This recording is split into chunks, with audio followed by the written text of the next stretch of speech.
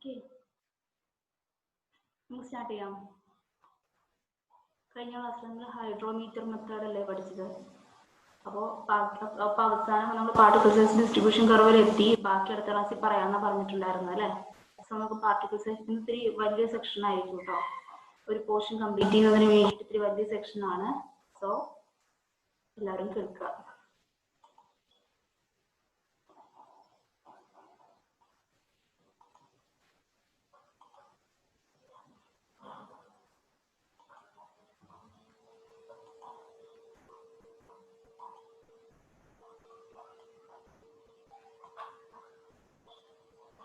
Okay, particle size distribution കർവാണ് നമ്മൾ നോക്കാനായിട്ട് പോകുന്നത്. കഴിഞ്ഞ ക്ലാസ്സുകളിൽ പറഞ്ഞിരുന്നു നമ്മുടെ സീം അനാലിസിസിന്റെയും അതുപോലെ തന്നെ ഹൈഡ്രോമീറ്റർ അനാലിസിസ് എല്ലാം ചെയ്ത് കഴിഞ്ഞാൽ നമുക്ക് ഫൈനലി ഒബ്റ്റെയിൻ ചെയ്യുന്നത് എന്താണ്? പാർട്ടിക്കിൾ സൈസ് ഡിസ്ട്രിബ്യൂഷൻ കർവാണ് അല്ലേ.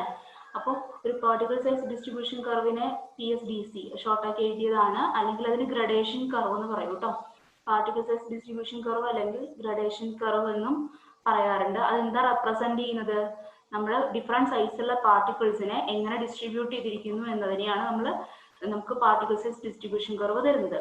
സോ നമ്മൾ കഴിഞ്ഞ ക്ലാസ്സുകളിൽ ലാസ്റ്റ് നമ്മൾ ചെയ്തിട്ടുള്ള സീം അനാലിസിസിന്റെ ചെറിയൊരു ബോക്സ് ആണ് ഇവിടെ കൊടുത്തിട്ടുള്ളത്. നമ്മൾ അതിൽ നിന്ന് percentage retained, cumulative percentage retained, percentage finer, ഇതില് പെർസെൻറ്റേജ് ഫൈനറും പാർട്ടിക്കിൾ ഡയമീറ്ററും വെച്ചിട്ടാണ് നമ്മൾ എന്ത് ചെയ്യാം, ഒരു ലോഗരിതമിക് ഗ്രാഫിലാണ് നമ്മൾ ഗ്രാഫ് വരച്ച് നമുക്ക് ഈ ഷേപ്പുള്ള കർവ് കിട്ടുന്നത്. നമ്മൾ ഏത് സോയിലാണ് എടുക്കുന്നത് ആ സോയിലിന്റെ കർവ് നമുക്ക് കിട്ടും. ഓക്കെ, അപ്പൊ ഇതിന്റെ പ്രത്യേകതകൾ എന്തൊക്കെയാണെന്ന് നമുക്ക് നോക്കാം. പാർട്ടിക്കിൾ സൈസ് ഡിസ്ട്രിബ്യൂഷൻ കർവ്, ഇത് ഡിഫറെന്റ് ടൈപ്സ് ഓഫ് സോയിലിന്റെ പാർട്ടിക്കിൾ സൈസ് ഡിസ്ട്രിബ്യൂഷൻ കർവാണ് ഇവിടെ കാണിച്ചിട്ടുള്ളത്. ഇതില് നിങ്ങൾക്ക് കണ്ടാൽ മനസ്സിലാകും, ഈ ഗ്രാഫില് ഇവിടെ എക്സ് ആക്സിസിലെ സൈസ് ഓഫ് പാർട്ടിക്കിൾ ആണ്, വൈ ആക്സിസിലെ പെർസെൻറ്റേജ് ഫൈനർ ആണ് കൊടുത്തിട്ടുള്ളത്. ഓക്കെ, ഈ ഗ്രാഫിന്റെ റൈറ്റ് പോർഷനിലേക്ക് വരുന്തോറും അവിടെ കാണുന്നത് കോസ് ഗ്രെയിൻഡ് സോയിൽസിന്റെ, കോസ് ഗ്രെയിൻ സാമ്പിൾസിന്റെയാണ് റൈറ്റ് സൈഡിലേക്കുള്ള കർവ് സൂചിപ്പിക്കുന്നത്. അതുപോലെ ലെഫ്റ്റ് സൈഡിലേക്കുമാണ്, മാത്രമല്ല അത് അല്പം മുകളിലായിട്ടാണ് നിൽക്കുന്നത് ഗ്രാഫിന്റെ അല്ലെ. അപ്പോൾ ഇത്തരം കർവുകൾ റെപ്രസെന്റ് ചെയ്യുന്നത് ഫൈൻ ഗ്രേഡ് സോയിൽസിനെയാണ്. അതുപോലെ നിങ്ങൾക്ക് ഇവിടെ ഒരു വയലറ്റ് കളറിൽ വെൽ ഗ്രേഡഡ് സാമ്പിൾസിന്റെ ഗ്രാഫ് എങ്ങനെയാണെന്ന് കാണുന്നുണ്ടാവും. അതുപോലെ ഈ ഓറഞ്ച് ഷെയ്ഡില് യൂണിഫോംലി ഗ്രേഡഡ് സാമ്പിൾസിന്റെ എങ്ങനെയായിരിക്കും എന്ന്, അതിനാണ് ഒരു പെർട്ടിക്കുലർ എസ് ഷേപ്പ് ഉള്ളത് അല്ലെ. യൂണിഫോംലി ഗ്രേഡഡ് സാമ്പിൾ നോക്കിയാൽ മനസ്സിലാവും, ബാക്കി എല്ലാത്തിനും ഒരു പെർട്ടിക്കുലർ ഷേപ്പ് നമുക്ക് പറയാനായിട്ട് പറ്റില്ല. പക്ഷെ യൂണിഫോംലി ഗ്രേഡഡ് സാമ്പിൾസിന് ഒരു കറക്റ്റ് ഷേപ്പ് ഉണ്ട്, എസ് ഷേപ്പ് ഉണ്ട് എന്ന് നമുക്ക് പറയാനായിട്ട് സാധിക്കും. അതുപോലെ ഗ്രീൻ കളറിൽ കാണിച്ചിരിക്കുന്നത് ഗ്യാപ് ഗ്രേഡഡ് സോയിൽസിന്റെയാണ്. അപ്പൊ എന്താണ് വെൽ ഗ്രേഡഡ്, എന്താണ് യൂണിഫോംലി ഗ്രേഡഡ്, എന്താണ് ഗ്യാപ് ഗ്രേഡഡ് എന്ന് നമുക്ക് നോക്കാം.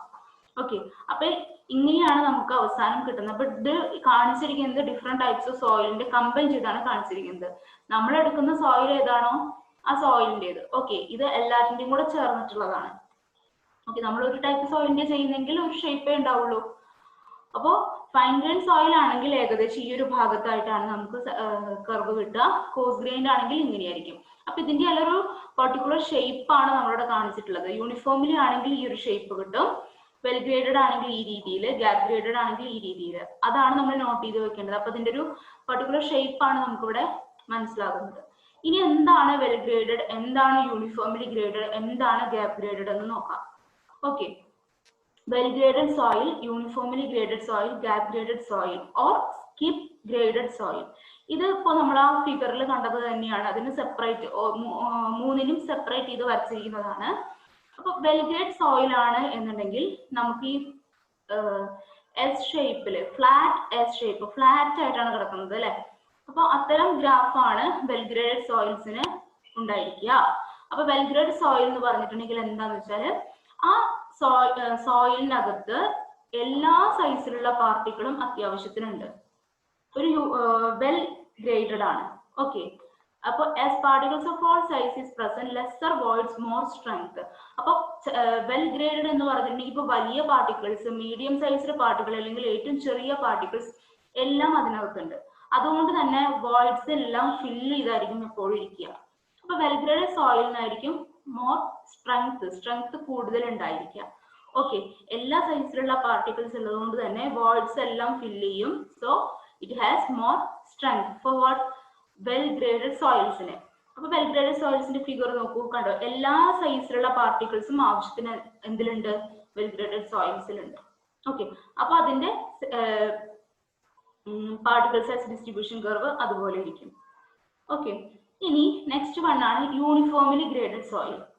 യൂണിഫോംലി ഗ്രേഡഡ് സോയിൽ എന്ന് പറഞ്ഞിട്ടുണ്ടെങ്കിൽ നമുക്ക് ഗ്രാഫിൽ കാണാം, അതിനൊരു സ്റ്റീപ്പായിട്ടുള്ള എസ് കർവാണ് കിട്ടുന്നത് അല്ലെ. ഒരു സ്റ്റീപ്പായിട്ടുള്ള എസ് കർവാണ് യൂണിഫോംലി ഗ്രേഡഡ് സോയിൽസിന് ഉള്ളത്. അതിൽ എന്താണ് പ്രത്യേകത എന്ന് വെച്ചാൽ അതിൽ അധികവും സെയിം സൈസ് ഉള്ള പാർട്ടിക്കിൾസ് ആയിരിക്കും ഉണ്ടായിരിക്കുക. യൂണിഫോംലി ഗ്രേഡഡ് സോയിലിനകത്ത് സെയിം സൈസ് ഉള്ള പാർട്ടിക്കിൾസ് ആയിരിക്കും ഉണ്ടായിരിക്കുക. അതുകൊണ്ട് തന്നെ പുവർലി ഗ്രേഡഡ് ആണെന്ന് നമുക്ക് പറയാം. ഓക്കെ, ഇതിനകത്ത് സെയിം സൈസ് ഉള്ള പാർട്ടിക്കിൾസ്, സോ അതിനകത്ത് വോയിഡ്സ് കൂടാനുള്ള സാധ്യതയില്ലേ, അതുകൊണ്ടാണ് പുവർലി ഗ്രേഡഡ് എന്നതുകൊണ്ട് ഉദ്ദേശിക്കുന്നത് കേട്ടോ.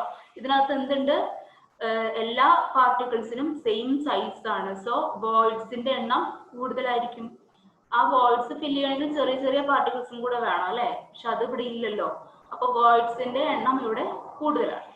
Next one gap graded or skip graded soil എന്ന് പറഞ്ഞിട്ടുണ്ടെങ്കിൽ അതിന്റെ ഗ്രാഫ് ആണ് ഈ കാണിച്ചിരിക്കുന്നത്. ഒരു ഹമ്പൊക്കെ ഉള്ള രീതിയിലാണ് അതിന്റെ ഗ്രാഫ്, കണ്ടാൽ നിങ്ങൾക്ക് മനസ്സിലാവും. ഈ ഗ്രാഫ് ഗ്രീൻ കളറിൽ കാണിച്ചിരിക്കുന്നതാണ് ഗാപ്പ് ഗ്രേഡഡ് അല്ലെങ്കിൽ സ്കിപ്പ് ഗ്രേഡഡിന്റെ ഗ്രാഫ് എന്ന് പറയുന്നത്.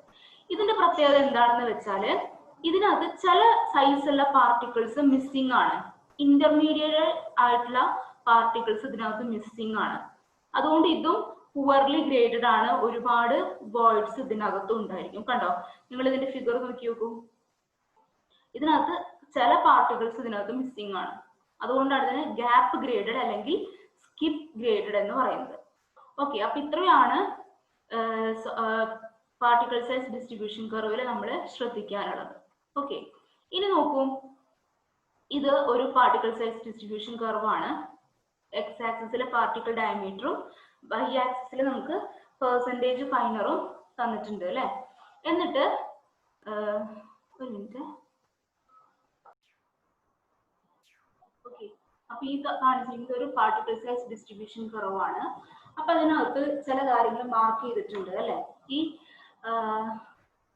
60 എന്ന പെർസെൻറ്റേജ് ഫൈനർ 60ക്ക് കറസ്പോണ്ടിങ് ആയിട്ടുള്ള പാർട്ടിക്കിൾ ഡയമീറ്റർ കണ്ടുപിടിച്ചിട്ടുണ്ട്. അതുപോലെ 30ക്ക് കറസ്പോണ്ടിങ് ആയിട്ടുള്ള പാർട്ടിക്കിൾ ഡയമീറ്റർ, 10ന് കറസ്പോണ്ടിങ് ആയിട്ടുള്ള പാർട്ടിക്കിൾ സൈസ് ഡയമീറ്റർ കണ്ടുപിടിച്ചു. D60, D10, D30 എന്നൊക്കെ മാർക്ക് ചെയ്ത് വെച്ചിട്ടുണ്ട്. അപ്പൊ ഇതെന്താണെന്ന് നമുക്ക് നോക്കാം.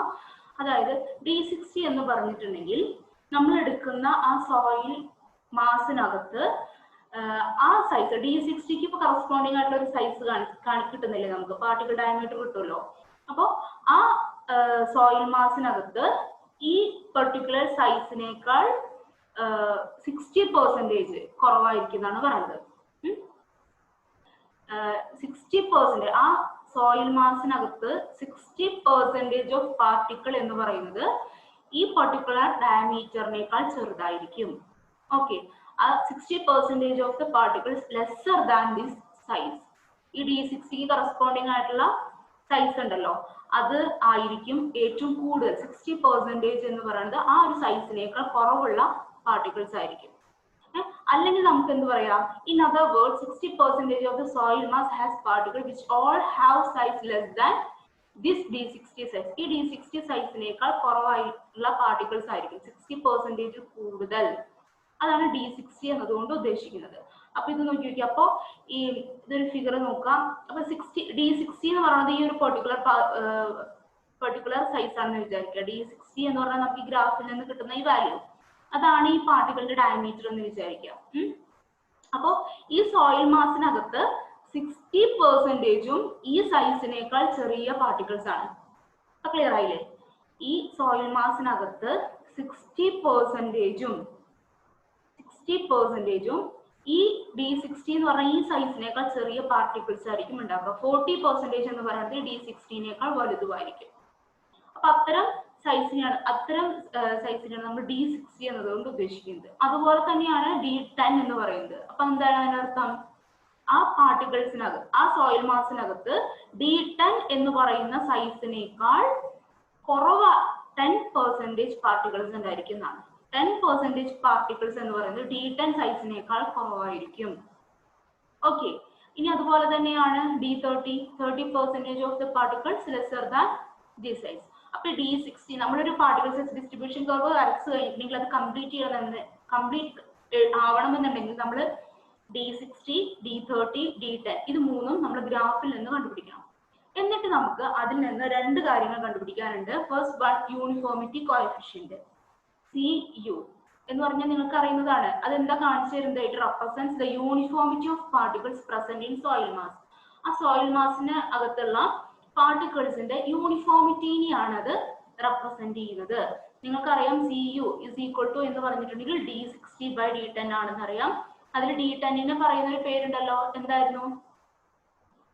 യെസ്, എഫക്റ്റീവ് സൈസ് എന്നാണ് D10 എന്നതുകൊണ്ട് ഉദ്ദേശിക്കുന്നത്. ഓക്കെ, ഇനി ഈ CU is equal to D60/D10 ആ വാല്യൂ 1 ആണെന്ന് വിചാരിക്കുക. അതിന്റെ അർത്ഥം എന്താണ്?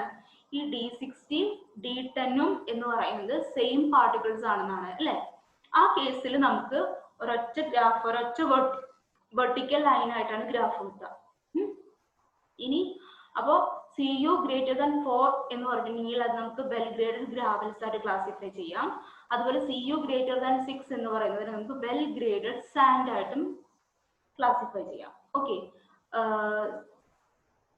ഈ CU is equal to 1 എന്ന് കണ്ടില്ല, അത് CU is equal to 1 എന്ന് പറയുന്ന ആ സോയിൽസിന് നമുക്ക് യൂണിഫോംലി ഗ്രേഡഡ് എന്ന് പറയും. സെയിം പാർട്ടിക്കിൾസ് അല്ലേ.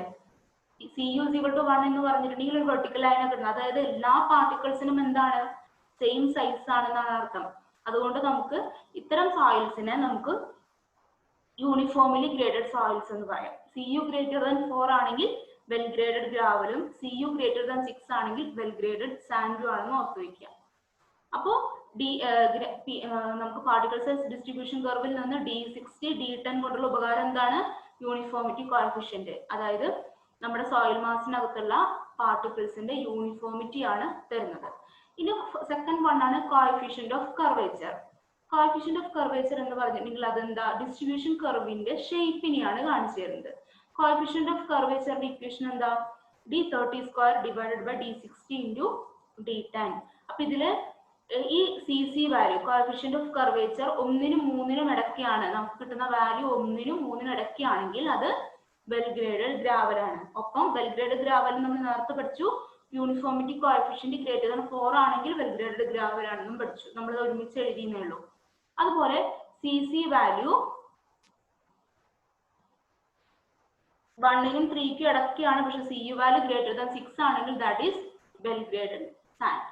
ഓക്കെ, ഇനി if any of these conditions are not met, the soil will be classified as poorly graded. ഇതിലൊന്നും വരുന്നില്ല എന്നുണ്ടെങ്കിൽ അത്തരം സോയിലിനെ നമുക്ക് poorly graded. അപ്പൊ നമ്മൾ സോയിലിനെ അനലൈസ് ചെയ്യുന്നുണ്ടെങ്കിൽ, അനലൈസ് ചെയ്യുന്നുണ്ടെങ്കിൽ നമ്മൾ യൂണിഫോമിറ്റി കോഎഫിഷ്യന്റ് കണ്ടുപിടിക്കണം. അതുപോലെ തന്നെ കോഎഫിഷ്യന്റ് ഓഫ് കർവേച്ചറും കണ്ടുപിടിക്കണം. ഓക്കെ, ഇനി നമ്മൾ നോക്കാൻ പോകുന്നത് ഒരു പാർട്ടിക്കിൾ സൈസ് ഡിസ്ട്രിബ്യൂഷൻ കർവിന്റെ യൂസസ് എന്തൊക്കെയാണെന്നാണ്. എന്തിനാണ് പാർട്ടിക്കിൾ സൈസ് ഡിസ്ട്രിബ്യൂഷൻ, അതിന്റെ അപ്ലിക്കേഷൻ എന്താണെന്നാണ് നമ്മൾ നോക്കുന്നത്. അതായത് ഫസ്റ്റ് എന്താണ്? നമുക്ക് സോയിലിനെ ക്ലാസിഫൈ ചെയ്യാനായിട്ട് ഏത് ടൈപ്പ് സോയിലാണ്, ഏത് ടൈപ്പ് കോഴ്സ് ഗ്രെയിൻ സോയിലാണെന്ന് മനസ്സിലാക്കുന്നതിന് വേണ്ടിയിട്ട് നമ്മൾ ഈ കർവ് യൂസ് ചെയ്യാറുണ്ട്. അതുപോലെ തന്നെ എഞ്ചിനീയറിംഗ് പ്രോപ്പർട്ടീസ്, നമ്മൾ ഇൻഡെക്സ് പ്രോപ്പർട്ടീസ് പറഞ്ഞ സമയത്ത് പറഞ്ഞിരുന്നു. എഞ്ചിനീയറിംഗ് പ്രോപ്പർട്ടീസ് ഏതൊക്കെയാണ്? ഷിയർ സ്ട്രെങ്ത് ഉണ്ട്, പെർമിയബിലിറ്റി ഉണ്ട്, അതുപോലെ തന്നെ കംപ്രസിബിലിറ്റി ഉണ്ട് അല്ലെ. അപ്പൊ ഈ മൂന്നിനെ പറ്റി ഒരു ഐഡിയ തരാനായിട്ട് ഈ കർവിന് സാധിക്കും. അപ്പോൾ ഈ വെൽ ഗ്രേഡഡ് കോമ്പാക്റ്റഡ് സാൻഡ് ആണെന്നുണ്ടെങ്കിൽ അതിന് ഷിയർ സ്ട്രെങ്ത് കൂടുതലാണ്, വെൽ ഗ്രേഡഡ് കോമ്പാക്റ്റഡ് സാൻഡ് ആണെങ്കിൽ. അതുപോലെ തന്നെ യൂണിഫോം സോയിലിനെ നമുക്ക് പെട്ടെന്ന് കംപ്രസ് ചെയ്യാനായിട്ട് സാധിക്കും. വെൽ ഗ്രേഡഡ് സോയിലിനെ അപേക്ഷിച്ച് യൂണിഫോം സോയിലിനെ പെട്ടെന്ന് കംപ്രസ് ചെയ്യാനായിട്ട് സാധിക്കും. അപ്പൊ ഈ ഒരു ഐഡിയ കിട്ടുന്നതിന് വേണ്ടിയിട്ട് ഇത്തരം കർവുകൾ നമ്മളെ ഹെൽപ്പ് ചെയ്യും എന്നാണ് പറയുന്നത്. അതുപോലെ ഡ്രെയിനേജ് ഫിൽട്ടേഴ്സിന്റെ ഡിസൈൻ പർപ്പസിന് യൂസ് ചെയ്യാം. അതുപോലെ സോയിൽ സ്റ്റെബിലൈസേഷൻ അല്ലെങ്കിൽ ഡിസൈൻ ഓഫ് പേയ്മെന്റ്സ് അതിനെല്ലാം നമ്മൾ യൂസ് ചെയ്യാറുണ്ട്. അതുപോലെ തന്നെ സോയിൽ ഫ്രോസ്റ്റ് ആക്ഷൻ എന്ന് പറഞ്ഞിട്ടുണ്ടെങ്കിൽ ഈ ഫ്രോസ്റ്റിംഗ് നടക്കും, മഞ്ഞ് കട്ട പിടിക്കുന്നത് പോലെ സോയിലിൽ സംഭവിക്കും. അപ്പൊ അത്തരം കാര്യങ്ങളെ പറ്റി പഠിക്കുന്നതിന് വേണ്ടി സഹായിക്കുന്നു.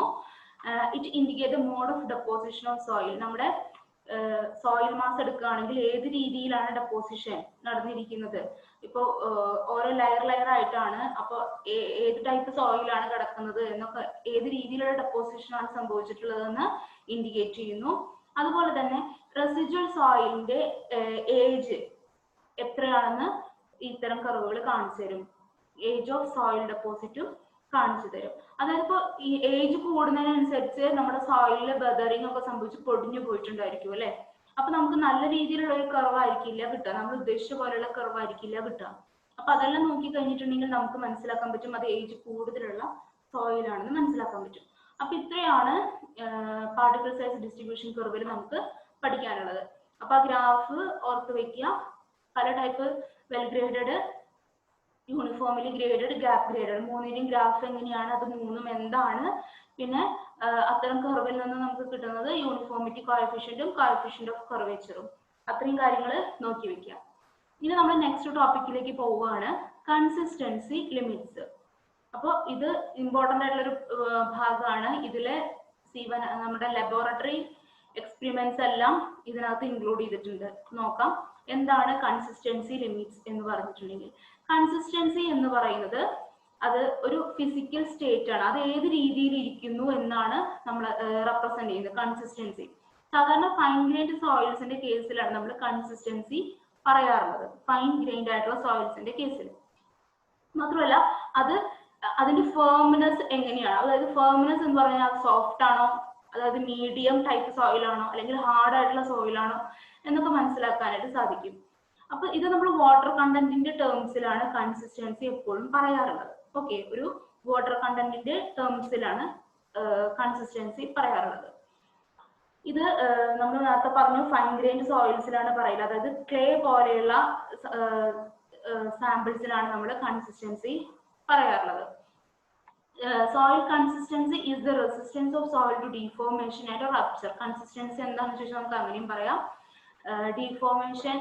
ഡീഫോർമേഷനെ റെസിസ്റ്റ് ചെയ്യുക അല്ലെങ്കിൽ റപ്ചറിനെ റെസിസ്റ്റ് ചെയ്യുക എന്നതാണ് കൺസിസ്റ്റൻസി എന്നതുകൊണ്ട് ഉദ്ദേശിക്കുന്നത്. ഓക്കെ, ഫൈൻ ഗ്രെയിൻസ് എന്ന് പറഞ്ഞിട്ടുണ്ടെങ്കിൽ എന്താ, 75 മൈക്രോണ് താഴെ സൈസുള്ള പാർട്ടിക്കിൾസിനെയാണ് നമ്മൾ ഫൈൻ ഗ്രെയിൻസ് എന്ന് പറയുന്നത് അല്ലെ. 75 മൈക്രോണ് താഴെയുള്ളത്. ഇനി അതിൽ തന്നെ 2 മൈക്രോണ് താഴെയുള്ള പാർട്ടിക്കിൾസിനെ നമ്മൾ ക്ലേ എന്നാണ് പറയാം. 2 മൈക്രോണ് താഴെയുള്ള പാർട്ടിക്കിൾസിന് ക്ലേ. അപ്പൊ ഇത്തരം പാർട്ടിക്കിൾസിനാണ് നമ്മൾ കൺസിസ്റ്റൻസി സാധാരണ പറയാറുള്ളത്. അപ്പൊ നമ്മൾ ലാബിലൊക്കെ ചെയ്യുമ്പോൾ എന്ത് മെറ്റീരിയൽ എടുക്കുന്ന ക്ലേ, ഫൈൻ ഗ്രെയിൻ ആയിട്ടുള്ള ക്ലേ മെറ്റീരിയൽസിലാണ് ഇത്തരം എക്സ്പെരിമെന്റ്സ് ചെയ്യാറുള്ളത്, കൺസിസ്റ്റൻസി നമ്മൾ ചെക്ക് ചെയ്യാറുള്ളത്. അപ്പൊ എന്താണ് ഈ കൺസിസ്റ്റൻസി ലിമിറ്റ്സ് എന്ന് നമുക്ക് നോക്കാം. അതിനു മുന്നേ ഈ കൺസിസ്റ്റൻസിനെ പറ്റിയിട്ട് ഒരു ധാരണ തന്നത് നമുക്ക് ആൽബർട്ട് അച്ചർബർഗ് ആണ്. അപ്പൊ അദ്ദേഹം പറഞ്ഞത് എന്താണെന്ന് വെച്ചാല്, depending upon the water content, സോയിലുള്ള വാട്ടർ കണ്ടന്റിനനുസരിച്ച് നമ്മുടെ സോയിലിന് 4 സ്റ്റേറ്റ്സ്, 4 രീതിയിൽ നിൽക്കാനായിട്ട് സാധിക്കുന്നതാണ് പറഞ്ഞത്. അപ്പോൾ ഒരുപാട് വെള്ളമുണ്ട്, നമ്മൾ കുറച്ച് സോയിൽ എടുത്തു, ആ സോയിലിനകത്തേക്ക് ഒരുപാട് വെള്ളം ഒഴിച്ചു എന്ന് വിചാരിക്കും. അപ്പൊ അതൊരു ആ സോയില് വാട്ടർ ആയിട്ട് കൂടിച്ചേർന്ന് ആ സോയിലിന് തന്നെ ഒഴുകാൻ ഫ്ലോ പ്രോപ്പർട്ടി ഉണ്ടായിരിക്കും അല്ലെ. അപ്പൊ നമുക്ക് ആ സ്റ്റേറ്റിനെ പറയുന്ന പേരാണ് ലിക്വിഡ് സ്റ്റേറ്റ് എന്ന് പറയുന്നത്. അതിന് ഒഴുകാനായിട്ട് സാധിക്കും, കാരണം അതിൽ വാട്ടർ കണ്ടന്റ് അത്രയും കൂടുതലാണ്. ആ സ്റ്റേറ്റിനെ നമ്മൾ പറയുന്ന പേരാണ് ലിക്വിഡ് സ്റ്റേറ്റ്. ഇനി നമ്മൾ അതിനകത്തുള്ള വെള്ളം കുറച്ച് കൊണ്ടുവരികയാണ്. അപ്പോൾ കുറച്ചു നേരം ഓപ്പൺ സർഫസിൽ കിടക്കുക, ഓപ്പൺ ഏരിയയിൽ കിടക്കുകയാണ്. അപ്പൊ മറ്റേ സൺലൈറ്റ് ഒക്കെ അടിച്ച് അതിന്റെ വാട്ടർ കണ്ടന്റ് കുറഞ്ഞു വന്നു എന്ന് വിചാരിക്കും. അപ്പൊ അതിന്റെ വാട്ടർ കണ്ടന്റ് കുറഞ്ഞു വന്നു കഴിഞ്ഞിട്ടുണ്ടെങ്കിൽ ആ നെക്സ്റ്റ് സ്റ്റേജിനെ പറയുന്ന പേരാണ് പ്ലാസ്റ്റിക് സ്റ്റേറ്റ് എന്ന് പറയുന്നത്. Plastic state. അപ്പൊ നമുക്ക് റീമോൾഡ് ചെയ്യാനായിട്ട് സാധിക്കും, നമുക്ക് മോൾഡ് ചെയ്യാനായിട്ട് സാധിക്കും. ഇപ്പൊ ലിക്വിഡ് സ്റ്റേറ്റിലാണെങ്കിൽ നമുക്ക് ആ മണ്ണിനെ കയ്യിലെടുത്ത് ഏതെങ്കിലും ഷേപ്പിലേക്ക് ആക്കാൻ പറ്റുമോ? പറ്റില്ല, കാരണം അതിനൊരു സ്ട്രെങ്ത്തും കാര്യങ്ങളും ഒന്നുമില്ല അല്ലെ. ഇപ്പൊ പ്ലാസ്റ്റിക് സ്റ്റേറ്റിലേക്ക് എത്തിയെന്ന് വിചാരിക്കുക, അതായത് അതിലത്തെ വെള്ളം കുറച്ചെല്ലാം നമ്മൾ കളഞ്ഞു, ഇവാപറേറ്റ് ചെയ്ത് കളഞ്ഞു എന്ന് വിചാരിക്കുക. അങ്ങനത്തെ സോയിലാണ് എന്നുണ്ടെങ്കിൽ നമുക്ക് അതിനെ മോൾഡ് ചെയ്യാനായിട്ട് സാധിക്കും. നമ്മുടെ കയ്യിലെടുത്തിട്ട് നമ്മൾ പ്രസ് ചെയ്യുകയാണെങ്കിൽ ഏത് ഷേപ്പിലാണോ നമ്മൾ പ്രസ് ചെയ്യുന്നത് ആ ഷേപ്പിലേക്ക് അതിനെ മാറ്റാനായിട്ട് സാധിക്കും. ആ ഒരു സ്റ്റേറ്റിനെയാണ് നമ്മൾ പ്ലാസ്റ്റിക് സ്റ്റേറ്റ് എന്ന് ഇതുകൊണ്ട് ഉദ്ദേശിക്കുന്നത്. ഇനി പ്ലാസ്റ്റിക് സ്റ്റേറ്റിൽ നിന്ന് നമ്മൾ കുറച്ചുകൂടി വെള്ളം ഇവാപറേറ്റ് ചെയ്ത് കളയുകയാണെന്നുണ്ടെങ്കിൽ നെക്സ്റ്റ് സ്റ്റേജിലേക്ക് അത് എത്തി, അതാണ് സെമി സോളിഡ് സ്റ്റേറ്റ്. ഒന്നുകൂടെ നമ്മൾ വെള്ളം കളയുകയാണെന്നുണ്ടെങ്കിൽ അവസാനത്തെ ഫൈനൽ ഫോർത്ത് സ്റ്റേജിലേക്ക് അത് എത്തും. അതാണ് സോളിഡ് സ്റ്റേറ്റ്. ഓക്കെ, അപ്പൊ ആ സോളിഡ് സ്റ്റേറ്റിലേക്ക് എത്തിക്കഴിഞ്ഞിട്ടുണ്ടെങ്കിൽ അതിനകത്തുള്ള വാട്ടർ കണ്ടന്റ് കംപ്ലീറ്റ്ലി ഇവാപറേറ്റ് ചെയ്ത് കളഞ്ഞു. പകരം അതിനകത്ത് എയർ നിറയും.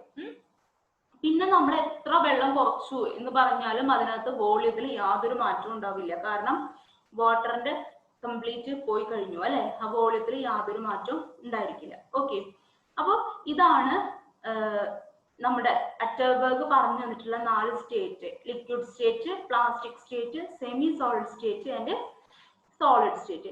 ഈ 4 സ്റ്റേറ്റിലും നമ്മുടെ കൺസിസ്റ്റൻസി അല്ലെങ്കിൽ സോയിലിന്റെ ബിഹേവിയർ തന്നെ ഡിഫറെന്റ് ആയിട്ടാണ് ബിഹേവ് ചെയ്യുക. അപ്പൊ അത് നമുക്ക് നോക്കാം.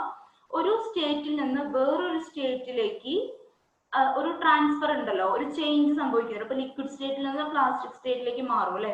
അപ്പൊ ലിക്വിഡ് സ്റ്റേറ്റിൽ നിന്ന് പ്ലാസ്റ്റിക് സ്റ്റേറ്റിലേക്ക് എപ്പോഴാണോ മാറുന്നത് ആ വാട്ടർ കണ്ടന്റിനെയാണ് നമ്മൾ കൺസിസ്റ്റൻസി ലിമിറ്റ്സ് എന്ന് പറയുന്നത്. ഇപ്പൊ ഒരു സ്റ്റേറ്റിൽ നിന്ന് വേറൊരു സ്റ്റേറ്റിലേക്ക് മാറുന്ന വാട്ടർ കണ്ടന്റ്, അതിനെയാണ് കൺസിസ്റ്റൻസി ലിമിറ്റ്സ് എന്ന് പറയുന്നത്. അപ്പൊ ഇതാരെ നമുക്ക് ഇതിനെ പറ്റിയുള്ള സിഗ്നിഫിക്കൻസും മറ്റും കണ്ടുപിടിച്ച് നമുക്ക് പറഞ്ഞു തന്ന ആള് ആൽബർട്ട് അറ്റർബർഗ് ആയതുകൊണ്ട് ഇത്തരം ലിമിറ്റ്സിനെ നമ്മൾ അറ്റർബർഗ് ലിമിറ്റ്സ് എന്നും കൂടെ പറയാറുണ്ട്. അപ്പൊ കൺസിസ്റ്റൻസി ലിമിറ്റ്സ് അല്ലെങ്കിൽ അറ്റർബർഗ് ലിമിറ്റ്സ് എന്നാണ് പറയുന്നത്. അപ്പൊ ഒരു സ്റ്റേറ്റിൽ നിന്ന് വേറൊരു സ്റ്റേറ്റിലേക്ക് മാറുന്ന വാട്ടർ കണ്ടന്റ് ആണ് കൺസിസ്റ്റൻസി ലിമിറ്റ്സ് എന്ന് പറഞ്ഞു. അപ്പൊ നമുക്ക് അത് ഏതൊക്കെയാണെന്ന് നോക്കാം. അപ്പൊ അതിനു മുന്നേ നമുക്ക് 4 സ്റ്റേറ്റ് ഉണ്ട്: liquid state, plastic state, semi solid state and solid state. ഇവിടെ നോക്കൂ, ലിക്വിഡ് സ്റ്റേറ്റ് എന്ന് പറഞ്ഞിട്ടുണ്ടെങ്കിൽ അതിൽ ഒരുപാട് വെള്ളം ഉണ്ടായിരിക്കും. അപ്പൊ അതിന് ഷിയർ സ്ട്രെങ്ത് ഒന്നും ഉണ്ടായിരിക്കില്ല. നമുക്ക് അതിനൊന്നും ചെയ്യാൻ പറ്റില്ല. അതിങ്ങനെ ഫ്ലോ ചെയ്തുകൊണ്ടിരിക്കും അല്ലെ. വെള്ളം ഫ്ലോ ചെയ്യുന്നത് പോലെ തന്നെ സോയിലും വെള്ളത്തിന്റെ ഒപ്പം ഫ്ലോ ചെയ്തുകൊണ്ടിരിക്കും. ആ സ്റ്റേറ്റ് ആണ് ലിക്വിഡ് സ്റ്റേറ്റ് എന്ന് കൊണ്ട് ഉദ്ദേശിക്കുന്നത്.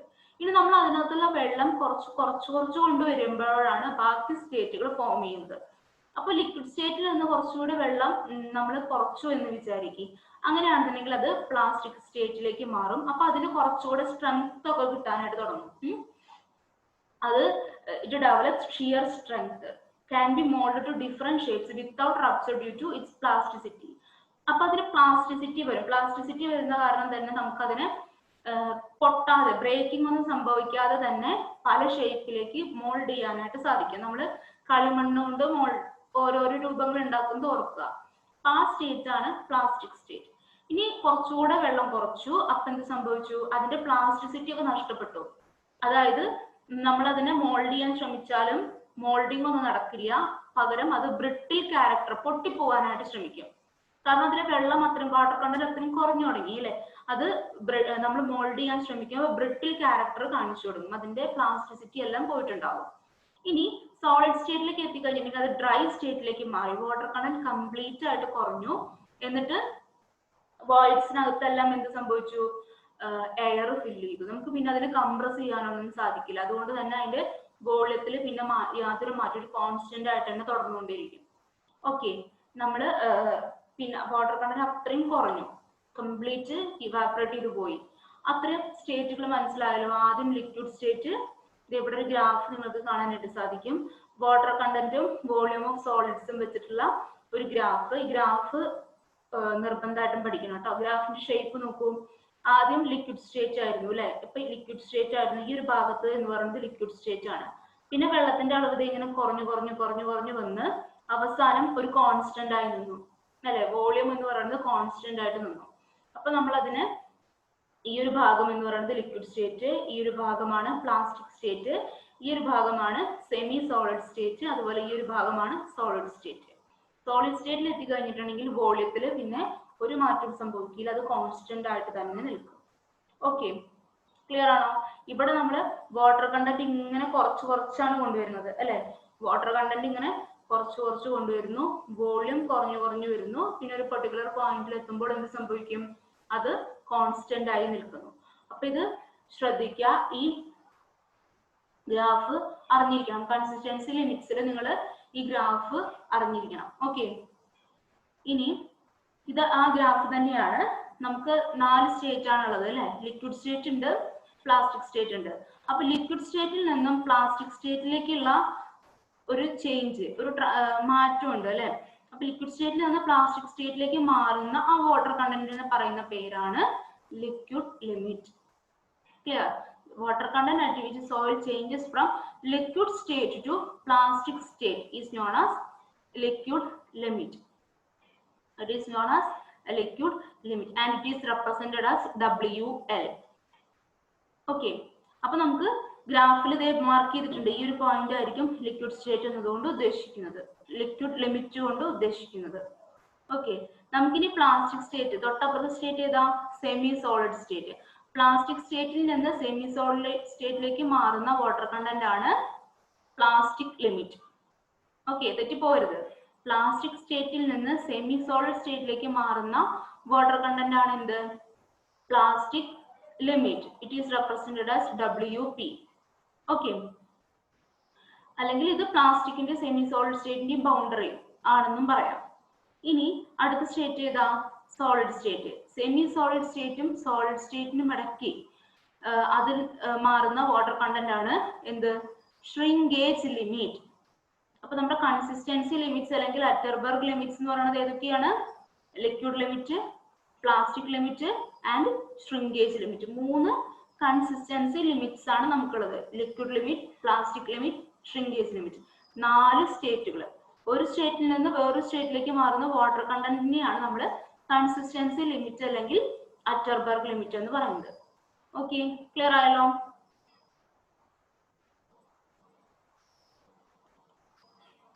ഓക്കെ, ഷ്രിങ്കേജ് ലിമിറ്റിനെ നമ്മൾ റെപ്രസെന്റ് ചെയ്യുന്നത് WS. ഓക്കെ, ഇത് ആ ഫിഗർ തന്നെയാണ്. സോളിഡ് ലിക്വിഡ് സ്റ്റേറ്റിൽ നിന്ന് പ്ലാസ്റ്റിക് സ്റ്റേറ്റിലേക്ക് മാറുന്ന water content liquid limit, plastic സ്റ്റേറ്റിൽ നിന്ന് സെമി സോളിഡ് സ്റ്റേറ്റിലേക്ക് മാറുന്ന വാട്ടർ കണ്ടന്റ് പ്ലാസ്റ്റിക് ലിമിറ്റ്. ഇതൊരു ലിക്വിഡ് ലിമിറ്റ്, പ്ലാസ്റ്റിക് ലിമിറ്റ് എന്ന് പറയുന്നത് ഒരു പർട്ടിക്കുലർ വാട്ടർ കണ്ടന്റ് ആണ്. ആ വാട്ടർ കണ്ടന്റിന് പറയുന്ന ഒരു പ്രത്യേക പേരാണ് ഈ കൺസിസ്റ്റൻസി ലിമിറ്റ്സ്. നമ്മൾ liquid limit, plastic limit, shrinkage limit ഒക്കെ എന്നൊക്കെ പറയുന്നത് എന്താണ്? വാട്ടർ കണ്ടന്റ് ആണ് കേട്ടോ. ഓക്കെ, ഇനി നമുക്ക് ലിക്വിഡ് ലിമിറ്റ് എങ്ങനെയാണ് കണ്ടുപിടിക്കുന്നത് എന്ന് നോക്കാം. Determination of liquid limit. അപ്പൊ ഇതിനൊരു മെത്തേഡ് ഉണ്ട്, കസഗ്രാൻഡെ മെത്തേഡ് എന്നാണ് നമ്മൾ പറയുക. എന്തുകൊണ്ടാന്ന് വെച്ചാൽ കസഗ്രാൻഡെ അപ്പാരറ്റസ് വെച്ചാണ് നമ്മൾ ഈ മെത്തേഡ് ചെയ്യുന്നത്. അപ്പൊ ഈ കസഗ്രാൻഡെ മെത്തേഡിന് നമുക്ക് വേണ്ടത് 125 grams ഓഫ് സോയിൽ എടുക്കണം, ഡ്രൈ സോയിൽ എടുക്കുക. അത് 425 മൈക്രോൺ സീവിലൂടെ 425 മൈക്രോൺ സീവിലൂടെ പാസ് ചെയ്യുന്ന 125 grams ഓഫ് സോയിൽ എടുത്തു. അതിൽ നമ്മൾ കുറച്ച് ഡിസ്റ്റിൽഡ് വാട്ടർ ആഡ് ചെയ്തിട്ട് പേസ്റ്റ് ആക്കി. എന്നിട്ട് ആ പേസ്റ്റ് നമ്മൾ, ഇതാണ് കസഗ്രാൻഡെ അപ്പാരറ്റസ് എന്ന് പറയുന്നത്. ഓക്കെ, കസഗ്രാൻഡെ അപ്പാരറ്റസ് എന്ന് പറയുന്നത് ഇതാണ് ഇതിന്റെ ബ്രാസ് കപ്പ്. ഈ കളറിൽ കാണുന്നതാണ് ബ്രാസ് കപ്പ്. നമ്മൾ ഈ സോയിലിനെ വെള്ളമായി മിക്സ് ചെയ്തിട്ട് പേസ്റ്റ് രൂപത്തിലാക്കിയത് എന്ത് ചെയ്യും? ഈ ബ്രാസ് കപ്പില് ഫില്ല് ചെയ്യും. രണ്ടാമത്തെ ഫിഗറിൽ കാണിച്ചിരിക്കുന്നത് പോലെ ഈ ബ്രാസ് കപ്പിനകത്ത് നമ്മൾ സോയിൽ പേസ്റ്റിനെ ഫില്ല് ചെയ്യും. ഇനി നമ്മൾ ഗ്രൂവിംഗ് ടൂൾസ്, ഇതൊക്കെയാണ് ഈ 2 ടൈപ്പ് ഗ്രൂവിംഗ് ടൂൾസ് എടുക്കും. ഈ ഗ്രൂവിംഗ് ടൂൾസ് യൂസ് ചെയ്തിട്ട് നമ്മൾ ഇവിടെ ഒരു ഗ്രൂവ് ഉണ്ടാക്കും. അപ്പൊ ഇങ്ങനെ ഒരു കപ്പില്, ഇതുപോലെ ഒരു കപ്പിനകത്ത് സോയിൽ വെച്ചിട്ടുണ്ട്. അപ്പൊ ആ സോയിലിന് നമ്മൾ ഒരു ഗ്രൂവിംഗ് ടൂൾ എടുത്തിട്ട് ഇങ്ങനെ ഒന്ന് വരച്ചു കൊടുക്കും. അപ്പൊ ഈ വരയ്ക്കുമ്പോൾ അതിന്റെ ഈ ഒരു പോർഷൻ ഷാർപ്പ് ആയിട്ടുള്ള പോർഷൻ ആണ്. അപ്പൊ ഈ ഷാർപ്പ് ആയിട്ടുള്ള പോർഷൻ ആയതുകൊണ്ട് തന്നെ നമ്മൾ ഇതിലൂടെ വരയ്ക്കുമ്പോൾ ഇതുപോലൊരു ഗ്രൂവ് ഉണ്ടാവും. കണ്ടോ? ഈ ബ്രാസ് കപ്പിന്റെ ക്രോസ് സെക്ഷൻ ആണ് ഈ കാണിച്ചിരിക്കുന്നത്. ഇതുപോലൊരു ഗ്രൂവ് നമുക്ക് ഫോം ചെയ്യാനായിട്ട് സാധിക്കും. ഓക്കെ, അങ്ങനെ ഗ്രൂവ് ഉണ്ടാക്കിയതിന് ശേഷം നമ്മൾ തൊട്ടു മുന്നേ ഇതിന്റെ ഹാൻഡിൽ കണ്ടില്ലേ? ഇവിടെ ഒരു ഹാൻഡിൽ കാണുന്നുണ്ടല്ലോ. ഈ ഹാൻഡിൽ വെച്ച് നമ്മളിങ്ങനെ റൊട്ടേറ്റ് ചെയ്യണം. അപ്പോൾ ആ ഹാൻഡിൽ യൂസ് ചെയ്ത് നമ്മൾ റൊട്ടേറ്റ് ചെയ്യുന്നു. അപ്പൊ ഈ റൊട്ടേറ്റ് ചെയ്യുമ്പോൾ ഇതാണ് നമ്മുടെ കപ്പിനകത്തുള്ള സോയിലിന്റെ പ്രൊഫൈൽ. നമ്മൾ ഗ്രൂവ് ഉണ്ടാക്കിയതിനു ശേഷം അതിന്റെ രൂപം ഇങ്ങനെയാണ്. ഇനി നമ്മൾ ഈ റൊട്ടേറ്റ് ചെയ്യുന്നതിനനുസരിച്ച് എന്ത് സംഭവിക്കും? ഈ ഗ്രൂവ് ഇങ്ങനെ ഫില്ല് ചെയ്യാനായിട്ട് തുടങ്ങും. അപ്പൊ അത് 12 mm ലെങ്തില് എപ്പോഴാണ് ഫില്ല് ചെയ്യുന്നതെന്ന് നോക്കാം. ഓക്കെ, 12 mm ലെങ്തില് അത് ആ സോയില് ഫില്ല് ചെയ്യുന്നു, ക്ലോസ് ചെയ്യുക. ആ ഗ്രൂവിനെ ക്ലോസ് ചെയ്യുന്ന സമയത്ത് ക്ലോസ് ചെയ്യാൻ വേണ്ടിയിട്ട് എത്ര ബ്ലോസ് നമ്മൾ കൊടുത്തു എന്ന് നോക്കണം. Number of blows. അപ്പൊ നമ്മൾ ഇങ്ങനെ റൊട്ടേറ്റ് ചെയ്യുമ്പോൾ നമ്പർ ഓഫ് ബ്ലോസ്, ചില പാരറ്റസിലാണെങ്കിൽ അതിൽ ഓൾറെഡി ഒരു അവർ തന്നെ നമുക്ക് കാണിച്ചു തരും എത്ര നമ്പർ ഓഫ് ബ്ലോസ് ആയി എന്ന്. അല്ലെങ്കിൽ നമ്മൾ കൗണ്ട് ചെയ്യണം. അപ്പൊ നമ്മൾ ഇങ്ങനെ റൊട്ടേറ്റ് ചെയ്യുന്ന സമയത്ത് ഇങ്ങനെ കൗണ്ട് ചെയ്യുക. അങ്ങനെ കൗണ്ട് ചെയ്ത് എപ്പോഴാണോ ഈ സോയിൽ ക്ലോസ് ചെയ്തിട്ട് 12 mm ലെങ്തോളം ക്ലോസ് ചെയ്യുന്നത്, ആ സമയം വരെ നമ്മൾ എത്ര നമ്പർ ഓഫ് ബ്ലോസ് കൊടുത്തു എന്ന് നമ്മൾ നോട്ട് ചെയ്ത് വെക്കണം. ഓക്കെ, അങ്ങനെ നോട്ട് ചെയ്ത് വെച്ചതിന് ശേഷം ആ സോയിലിന് കുറച്ച് സോയിൽ എടുത്തിട്ട് നമ്മൾ വാട്ടർ കണ്ടന്റ് കണ്ടുപിടിക്കണം. വാട്ടർ കണ്ടന്റ് കണ്ടുപിടിക്കാൻ നമ്മൾ ഒരുപാട് മെത്തേഡ് പഠിച്ചില്ലേ? അതിൽ ഇമ്പോർട്ടന്റ് ആയിട്ട് നമ്മൾ സാധാരണ ലാബിലൊക്കെ ചെയ്യുന്ന മെത്തേഡ് ഓവൻ ഡ്രൈ മെത്തേഡ് ആണ്. അപ്പോൾ ഓവൻ ഡ്രൈ ചെയ്തിട്ട് നമ്മൾ അതിനകത്ത് എത്ര വാട്ടർ കണ്ടന്റ് ഇടുന്നത് കണ്ടുപിടിക്കണം. ഓക്കെ, അപ്പൊ നമുക്ക് രണ്ട് കാര്യങ്ങളാണ് കിട്ടുന്നത്. നമ്പർ ഓഫ് ബ്ലോസും കിട്ടും, അപ്പോ അതിൽ എത്ര വെള്ളം ഉണ്ടായിരുന്നു, വാട്ടർ കണ്ടന്റ് എത്രയാണെന്ന് നമുക്ക് കിട്ടും.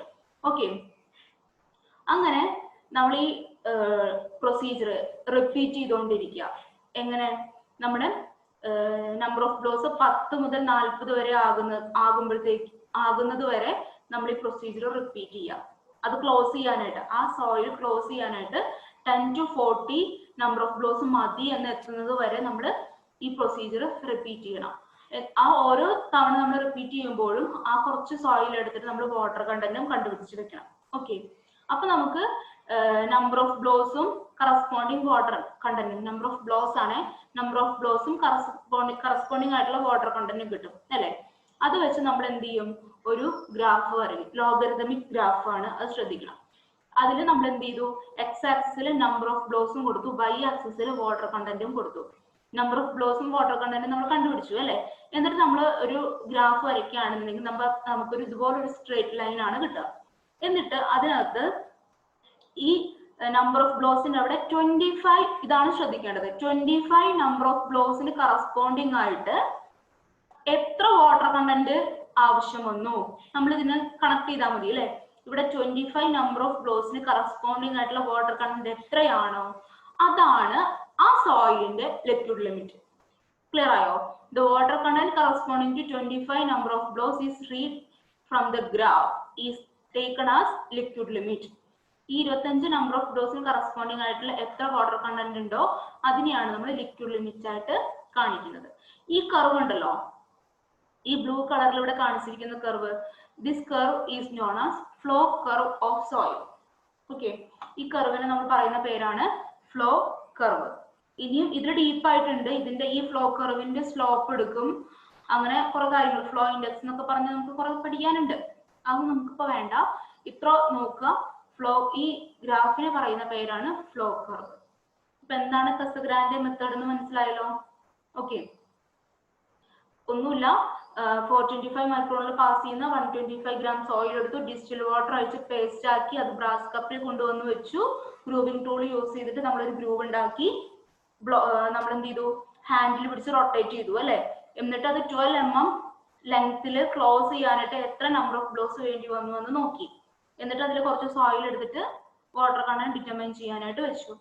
ആദ്യത്തെ തവണ നമ്പർ ഓഫ് ബ്ലോസ് കൂടുതലായിരിക്കാം അല്ലെ? കാരണം വാട്ടർ കണ്ടന്റ് കുറവാണ്. പിന്നെ നമ്മൾ വാട്ടർ കണ്ടന്റ് കൂട്ടി വരുന്നതിനനുസരിച്ച് നമ്പർ ഓഫ് ബ്ലോസിന് എന്ത് സംഭവിക്കും? കുറഞ്ഞു വരും അല്ലെ? അപ്പൊ നമുക്ക് ഇതുപോലെ അവസാനം നമ്പർ ഓഫ് ബ്ലോസും വാട്ടർ കണ്ടന്റ് വെച്ച് ഗ്രാഫ് വരയ്ക്കും. 25ന് കറസ്പോണ്ടിങ് ആയിട്ടുള്ള വാട്ടർ കണ്ടന്റ് നോട്ട് ചെയ്യും. That is noted as liquid limit. Okay, ഇതാണ് ലിക്വിഡ് ലിമിറ്റ് കണ്ടുപിടിക്കാൻ നമ്മൾ ചെയ്യുന്ന എക്സ്പെരിമെന്റ്. നമുക്ക് ലാബിൽ ഈ എക്സ്പെരിമെന്റ് ആവശ്യമുള്ളതാണ് കേട്ടോ.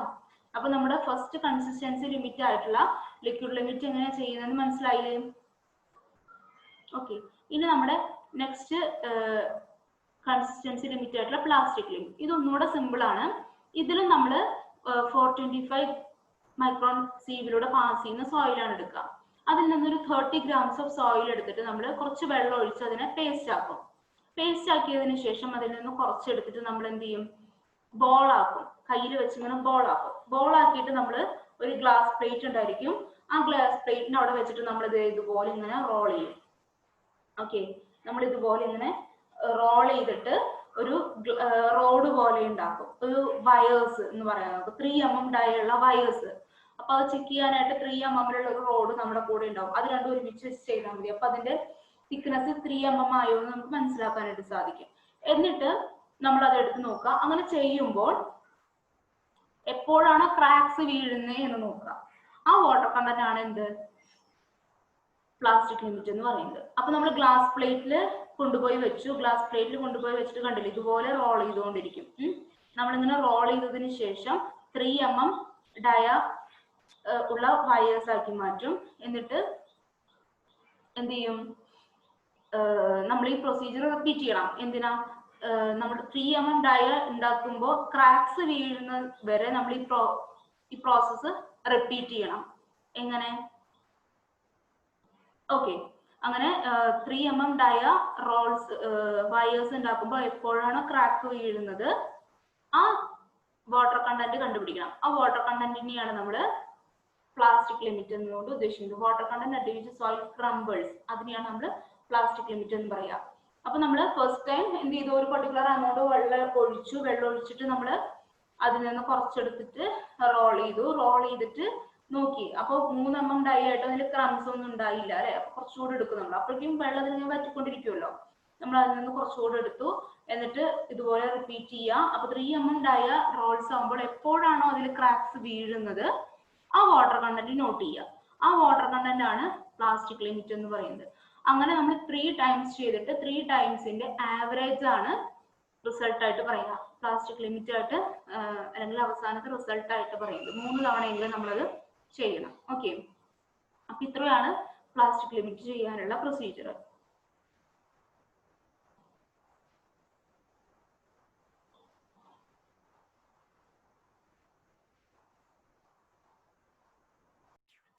ഓക്കെ, അപ്പൊ ഇതാണ് നമ്മുടെ പ്ലാസ്റ്റിക് ലിമിറ്റ് കണ്ടുപിടിക്കാനുള്ള പ്രൊസീജിയർ. നേരത്തെ നമ്മൾ ലിക്വിഡ് ലിമിറ്റ് കണ്ടുപിടിക്കാനുള്ള പ്രൊസീജിയർ നോക്കി, ഇപ്പൊ പ്ലാസ്റ്റിക് ലിമിറ്റ് നോക്കി. ഇനി നെക്സ്റ്റ് വൺ ആണ് ഷ്രിങ്കേജ് ലിമിറ്റ്.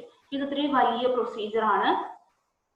അപ്പൊ ഇത് ചെയ്യുന്നത് 3 സ്റ്റേജ് ആയിട്ടാണ് നമ്മൾ ഷ്രിങ്കേജ് ലിമിറ്റ് കണ്ടുപിടിക്കുന്നത്. അപ്പൊ എങ്ങനെയാണ് നോക്കാം. അപ്പൊ ഷ്രിങ്കേജ് ലിമിറ്റ് എന്ന് പറഞ്ഞാൽ എന്തായിരുന്നു, സെമി സോളിഡ് സ്റ്റേറ്റിൽ നിന്നും സോളിഡ് സ്റ്റേറ്റിലേക്ക് മാറുന്ന വാട്ടർ കണ്ടന്റ് ആയിരുന്നു അല്ലെ. ആ വാട്ടർ കണ്ടന്റിനെയാണ് ഷ്രിങ്കേജ് ലിമിറ്റ് എന്ന് പറയുന്നത്. അപ്പൊ ഇവിടെ നോക്കും, ഇവിടെ 3 സ്റ്റേജ് ഉണ്ട്. ആ സ്റ്റേജ് 1 എന്ന് പറയുന്നത് ഇനീഷ്യൽ സ്റ്റേജ് എന്ന് പറഞ്ഞു. അതിനകത്ത് സോളിഡും ബാക്കിയെല്ലാം വാട്ടർ ആണ്. അപ്പൊ ഇതിന്റെ ടോട്ടൽ വോളിയം എന്ന് പറയുന്നത് V1.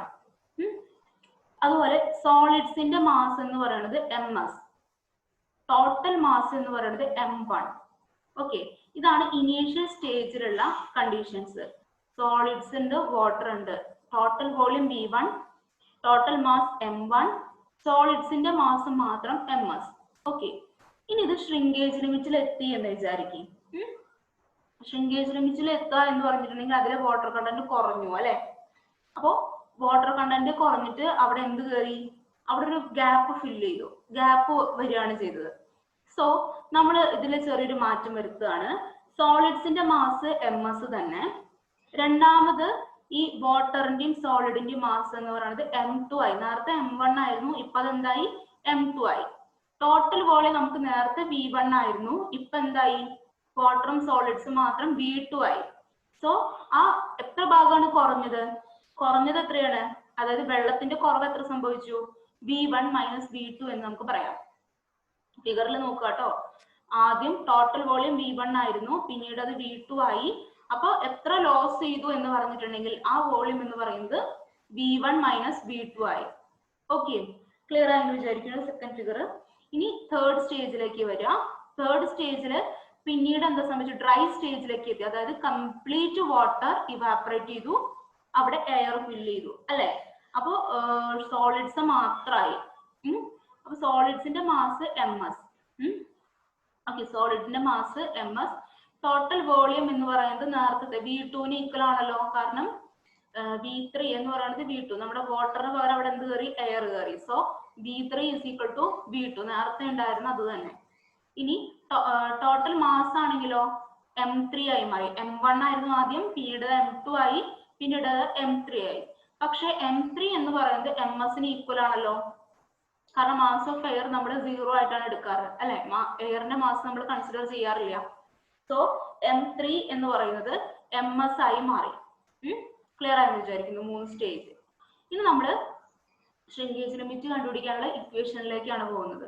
നോക്കാം, ഷ്രിങ്കേജ് ലിമിറ്റ് കണ്ടുപിടിക്കാനായിട്ട് mass of water at stage 2. Stage 2-ലുള്ള മാസ് ഓഫ് വാട്ടർ എന്ന് പറയുന്നത് സ്റ്റേജ് 1-ലുള്ള മാസ് ഓഫ് വാട്ടർ മൈനസ് എത്ര വെള്ളം ലോസ് ആയി നോക്കിയപ്പോഴേ ഈ ഒന്നാമത്തെ ഇത്രയും വാട്ടറിൽ നിന്ന് എത്ര ലോസ് ചെയ്തു പോയി, അതാണല്ലോ സെക്കൻഡ് സ്റ്റേജിലെ മാസ് ഓഫ് വാട്ടർ അല്ലെ.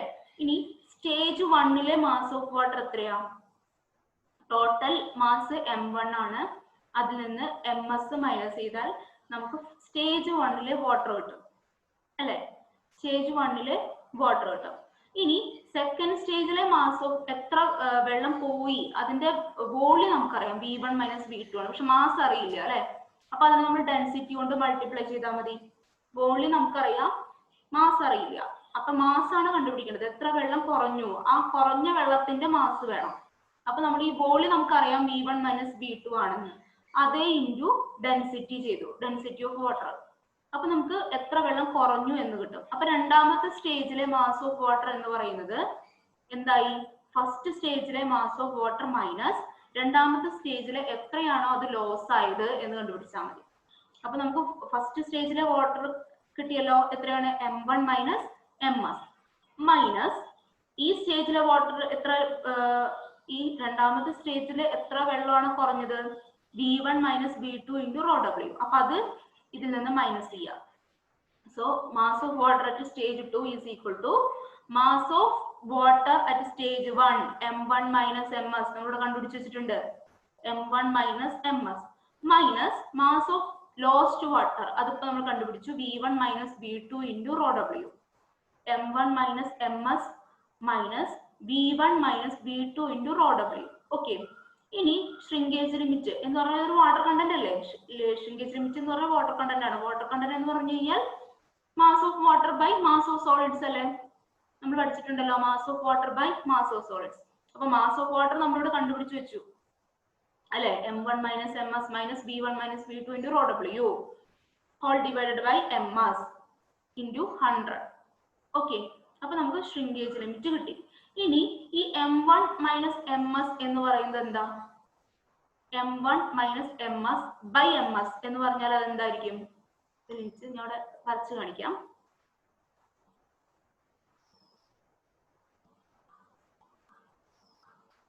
ഈ m1 minus ms by ms എന്ന് പറയുന്നത് m1 മൈനസ് ms എന്ന് പറഞ്ഞിട്ടുണ്ടെങ്കിൽ എന്താ? മാസ് ഓഫ് വാട്ടർ അല്ലേ. m1 മൈനസ് സ്റ്റേജ് 1-ലേക്ക് നോക്കിയിട്ട് m1 മൈനസ് ms ചെയ്ത് കഴിഞ്ഞാൽ മാസ് ഓഫ് വാട്ടർ കിട്ടും അല്ലെ. അപ്പൊ mass of water divided by mass of solids എന്ന് പറഞ്ഞു കഴിഞ്ഞാൽ എന്താ? ഒന്നാമത്തെ സ്റ്റേജിലെ വാട്ടർ കണ്ടന്റ് ആണ്. സോ ഇതിൽ നമുക്ക് റീപ്ലേസ് ചെയ്യാം w1 വെച്ചിട്ട്. ഓക്കെ.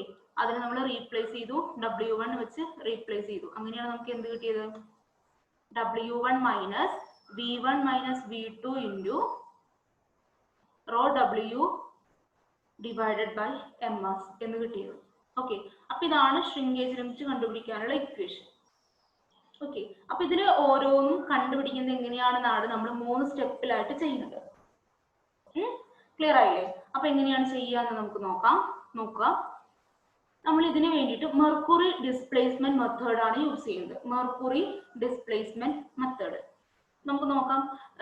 അതായത് നമ്മൾ ഇതിനകത്ത് ഡ്രൈ സോയിലിന്റെ വോളിയം കണ്ടുപിടിക്കണം അല്ലെ. ഡ്രൈ സോയിലിന്റെ വോളിയം കണ്ടുപിടിക്കാനുണ്ട്. അപ്പൊ ഡ്രൈ സോയിലിന്റെ വോളിയം നമ്മൾ കണ്ടുപിടിക്കുന്നത് സോയിലിനെ മെർക്കുറി വെച്ച് ഡിസ്പ്ലേസ് ചെയ്തിട്ടാണ്. മെർക്കുറി സോയിലായിട്ട് റിയാക്ട് ചെയ്യുക. സോ മാത്രമല്ല മെർക്കുറിനെ നമുക്ക് കളക്ട് ചെയ്യാനൊക്കെ എളുപ്പമാണ്. അത് പുറത്തോട്ട് വീണാലും അതിനെ കളക്ട് ചെയ്യാനൊക്കെ എളുപ്പം. നിങ്ങൾ കണ്ടിട്ടുണ്ടാവും എന്ന് വിചാരിക്കുന്നു. അതുകൊണ്ടാണ് നമ്മൾ മെർക്കുറി യൂസ് ചെയ്യുന്നത്. മെർക്കുറി വെച്ച് ഡിസ്പ്ലേസ് ചെയ്യുന്ന കാരണമാണ് ഇതിനെ നമുക്ക് മെർക്കുറി ഡിസ്പ്ലേസ്മെന്റ് മെത്തേഡ് എന്ന് പറയുന്നത്. അപ്പൊ നമ്മൾ ഷ്രിങ്കേജ് ലിമിറ്റ് കണ്ടുപിടിക്കാനുള്ള ഇക്വേഷൻ ഇതാണ് അല്ലെ. v2 എന്ന് പറയുന്നത് ഡ്രൈ സ്റ്റേറ്റിലുള്ള വോളിയം അല്ലേ. അതുപോലെ ms എന്ന് പറയുന്നത് ഡ്രൈ സ്റ്റേറ്റിലുള്ള വോളിയമാണ്. അപ്പൊ അത് ഞാൻ v2 ms-നെ ഞാൻ v ഡ്രൈ m ഡ്രൈ എന്ന് പറഞ്ഞ് റീപ്ലേസ് ചെയ്തതാണ് കേട്ടോ. ഓക്കെ. അപ്പൊ v2 ms എന്ന് പറഞ്ഞ ഡ്രൈ സ്റ്റേറ്റിലുള്ളതായതുകൊണ്ട് ഞാൻ അതിനെ ഡ്രൈ എന്ന് പറഞ്ഞ് റീപ്ലേസ് ചെയ്തു. w1 minus v1 minus v dry into rho w divided by m dry. Okay. ഇത് നമ്മൾ 3 സ്റ്റെപ്പായിട്ടാണ് ചെയ്യുന്നതെന്ന് പറഞ്ഞു. അപ്പൊ ആദ്യം നമ്മൾ ചെയ്യുന്നത് എന്താണെന്ന് വെച്ചാൽ ഈ ഷ്രിങ്കേജ് ഡിഷിന്റെ, ഈ കാണുന്ന ഷ്രിങ്കേജ് ഡിഷിന്റെ വോളിയം കണ്ടുപിടിക്കുക. അതുപോലെ നമ്മളൊരു സോയിൽ പാറ്റ്, സോയിലിന്റെ ഒരു കട്ട ഉണ്ടാക്കുക. കുറച്ച് വെള്ളമൊക്കെ ആഡ് ചെയ്ത് പേസ്റ്റ് രൂപത്തിലാക്കിയിട്ട് സോയിലിന്റെ കട്ട ഉണ്ടാക്കുക. എന്നിട്ട് ആ ഡ്രൈ സോയിൽ പാറ്റിന്റെ വോളിയം കണ്ടുപിടിക്കുക. അപ്പൊ ഡ്രൈ സോയിൽ പാറ്റിന്റെ വോളിയം കണ്ടുപിടിക്കുക. അപ്പൊ അങ്ങനെ 3 സ്റ്റെപ്പായിട്ടാണ് നമ്മൾ ചെയ്യുന്നത്. അപ്പൊ ഇത് നോക്കിയേ, ഇതുപോലൊരു മെഷറിംഗ് ജാർ വേണം, ഇങ്ങനൊരു porcelain dish, glass dish, shrinkage dish, glass plate with prongs. ഈ ഇത്തരം സാധനങ്ങൾ യൂസ് ചെയ്തിട്ടാണ് നമ്മൾ ഷ്രിങ്കേജ് ലിമിറ്റ് കണ്ടുപിടിക്കുന്നത്. അപ്പൊ നമുക്ക് നോക്കാം. ഫസ്റ്റ് സ്റ്റെപ്പ് നമ്മൾ എന്താണ്, ഷ്രിങ്കേജ് ഡിഷിന്റെ വോളിയം കണ്ടുപിടിക്കണം. സെക്കൻഡ് സ്റ്റെപ്പ് എന്ന് പറയുന്നത് preparation of dry soil PAT. And third procedure എന്ന് പറയുന്നത് finding the volume of dry soil PAT. Okay, അപ്പൊ ഫസ്റ്റ് സ്റ്റെപ്പിൽ നമ്മൾ നമ്മുടെ ഷ്രിങ്കേജ് ഡിഷിന്റെ വെയിറ്റ് എടുത്തു. ഷ്രിങ്കേജ് ഡിഷ് നേരത്തെ ഫിഗറിൽ കണ്ടില്ലായിരുന്നോ? ഷ്രിങ്കേജ് ഡിഷ്, ഇതാണ് ഷ്രിങ്കേജ് ഡിഷ്. അതിന്റെ വെയിറ്റ് എടുക്കുക. അതിന്റെ വെയിറ്റ് എടുത്തതിന് ശേഷം ആ ഷ്രിങ്കേജ് ഡിഷിനകത്തേക്ക് മെർക്കുറി ഫില്ല് ചെയ്യുക. മെർക്കുറി ഫില്ല് ചെയ്തിട്ട് നമ്മൾ ഗ്ലാസ് പ്ലേറ്റ് അതിന് മുകളിൽ വെക്കുക. അപ്പൊ എക്സസ് ആയിട്ട് വല്ലതുണ്ടെങ്കിൽ പുറത്തേക്ക് വീണോളും. അത് നമുക്ക് കളക്ട് ചെയ്യാൻ എളുപ്പമാണല്ലോ. അപ്പോൾ ഏതെങ്കിലും ഡിഷിനകത്ത് വെച്ചാൽ മതി. മറ്റേ പോർസലിൻ ഡിഷിനകത്ത് വെച്ച് ചെയ്താൽ മതി. അപ്പോൾ പോർസലിൻ ഡിഷിനകത്തേക്ക് എക്സസ് ആയിട്ടുള്ളത് വീണോളും. അപ്പൊ നമുക്ക് കളക്ട് ചെയ്യാനായിട്ട് എളുപ്പമാണ്. അപ്പോൾ ഷ്രിങ്കേജ് ഡിഷിന്റെ വെയിറ്റ് എടുത്തു. അതിനകത്ത് മെർക്കുറി ഫില്ല് ചെയ്തിട്ടുള്ള വെയിറ്റും നോക്കി. ഓക്കെ, മെർക്കുറി ഫില്ല് ചെയ്തിട്ടുള്ള വെയിറ്റും എടുക്കുക. അങ്ങനെയാണെന്നുണ്ടെങ്കിൽ ഡിഷിന്റെ വോളിയം എന്ന് പറയുന്നത് മെർക്കുറിയുടെ വോളിയത്തിന് ഈക്വൽ അല്ലേ? ക്ലിയർ ആണോ പറഞ്ഞത്? ഡിഷ് എടുത്തു, ഷ്രിങ്കേജ് ഡിഷ് എടുത്തു, അതിന്റെ വെയിറ്റ് നോട്ട് ചെയ്തു. അതിനകത്തേക്ക് മെർക്കുറി ഫില്ല് ചെയ്തിട്ടുള്ള വെയിറ്റ് നോട്ട് ചെയ്തു. അപ്പൊ 2 വെയിറ്റ് കിട്ടി. ആ 2 വെയിറ്റും മൈനസ് ചെയ്ത് കഴിഞ്ഞാൽ നമുക്ക് മെർക്കുറിയുടെ വെയിറ്റ് കിട്ടും അല്ലെ? ആ മെർക്കുറിയുടെ വെയിറ്റിനെ അതിന്റെ സ്പെസിഫിക് ഗ്രാവിറ്റി നമുക്കറിയാം 13.6 ആണെന്ന്. അപ്പൊ മെർക്കുറിയുടെ വെയിറ്റിനെ 13 അതിന്റെ സ്പെസിഫിക് ഗ്രാവിറ്റി കൊണ്ട് മൾട്ടിപ്ലൈ ചെയ്താൽ, ഡിവൈഡ് ചെയ്താൽ നമുക്ക് മെർക്കുറിയുടെ വോളിയം കിട്ടും. ശരിയല്ലേ പറഞ്ഞത്? മെർക്കുറിയുടെ വെയിറ്റിനോട് അതിന്റെ സ്പെസിഫിക് ഗ്രാവിറ്റി ഡിവൈഡ് ചെയ്താൽ നമുക്ക് വോളിയം ഓഫ് മെർക്കുറി കിട്ടും. ആ വോളിയം ഓഫ് മെർക്കുറി എന്ന് പറയുന്നത് ഷ്രിങ്കേജ് ഡിഷിന്റെ വോളിയത്തിന് ഈക്വൽ ആയിരിക്കും. ഓക്കെ, അങ്ങനെയാണ് നമ്മൾ ഷ്രിങ്കേജ് ഡിഷിന്റെ വോളിയം കണ്ടുപിടിക്കുന്നത്. ഷ്രിങ്കേജ് ഡിഷിന്റെ വെയിറ്റ് എടുത്തു, അതിനകത്തേക്ക് മെർക്കുറി ഫില്ല് ചെയ്തിട്ടുള്ള വെയിറ്റ് എടുത്തു. അപ്പൊ രണ്ടും കൂടെ മൈനസ് ചെയ്താൽ മെർക്കുറിയുടെ വെയിറ്റ് കിട്ടും. ആ മെർക്കുറിയുടെ വെയിറ്റ് ഡിവൈഡഡ് ബൈ അതിന്റെ സ്പെസിഫിക് ഗ്രാവിറ്റി 13.6 നമുക്കറിയാം. അപ്പൊ weight of mercury divided by specific gravity ചെയ്താൽ വോളിയം ഓഫ് മെർക്കുറി കിട്ടും. വോളിയം ഓഫ് മെർക്കുറി എന്ന് പറയുന്നത് ആ നമ്മുടെ ഷ്രിങ്കേജ് ഡിഷിന്റെ വോളിയത്തിന് ഈക്വൽ ആണ്. So volume of shrinkage dish നമ്മൾ കണ്ടുപിടിച്ചു കഴിഞ്ഞു. ക്ലിയർ ആയില്ലേ? അതാണ് നമ്മുടെ ഫസ്റ്റ് സ്റ്റെപ്പ്. അപ്പോൾ വോളിയം ഓഫ് ഷ്രിങ്കേജ് ഡിഷ് നമ്മൾ കണ്ടുപിടിച്ചു കഴിഞ്ഞു. ഇനി നമ്മൾ ഡ്രൈ സോയിൽ പാറ്റ് ഉണ്ടാക്കാനായിട്ട് കുറച്ച് സോയിൽ, ഈ 425 മൈക്രോണോട് പാസ് ചെയ്യുന്ന സോയിൽ എടുത്തു. അതിൽ 30 ഗ്രാംസ് സോയിൽ എടുത്തു. ഓക്കെ, അതിന് നമ്മൾ ഡിസ്റ്റിൽഡ് വാട്ടർ ഒഴിച്ച് പേസ്റ്റ് ആക്കി. എന്നിട്ട് എന്ത് ചെയ്തു? നമ്മൾ ഡിഷിനകത്തേക്ക് ഫില്ല് ചെയ്തു. ഷ്രിങ്കേജ് ഡിഷിനകത്തേക്ക് നമ്മൾ ഫില്ല് ചെയ്തു. ആ ഫില്ല് ചെയ്തതിന് ശേഷം നമ്മൾ അതിന്റെ വെയിറ്റ് എടുത്തു. അപ്പൊ നമുക്ക് എന്തെന്നാ കിട്ടുക? ഡിഷിന്റെ വെയിറ്റും കിട്ടും, സോയിലിന്റെ വെയിറ്റും കൂടെ കിട്ടും. ഓക്കെ, അപ്പൊ ആ വെയിറ്റ് എന്ന് പറയുന്നതാണ് നമ്മുടെ സ്റ്റേജ് 1 സാമ്പിളിന്റെ സോയിലിന്റെ മാസ്, MS എന്ന് പറഞ്ഞാൽ നമ്മൾ മാർക്ക് ചെയ്ത് ഓർക്കുന്നുണ്ടോ? കാണിച്ചുതരാം.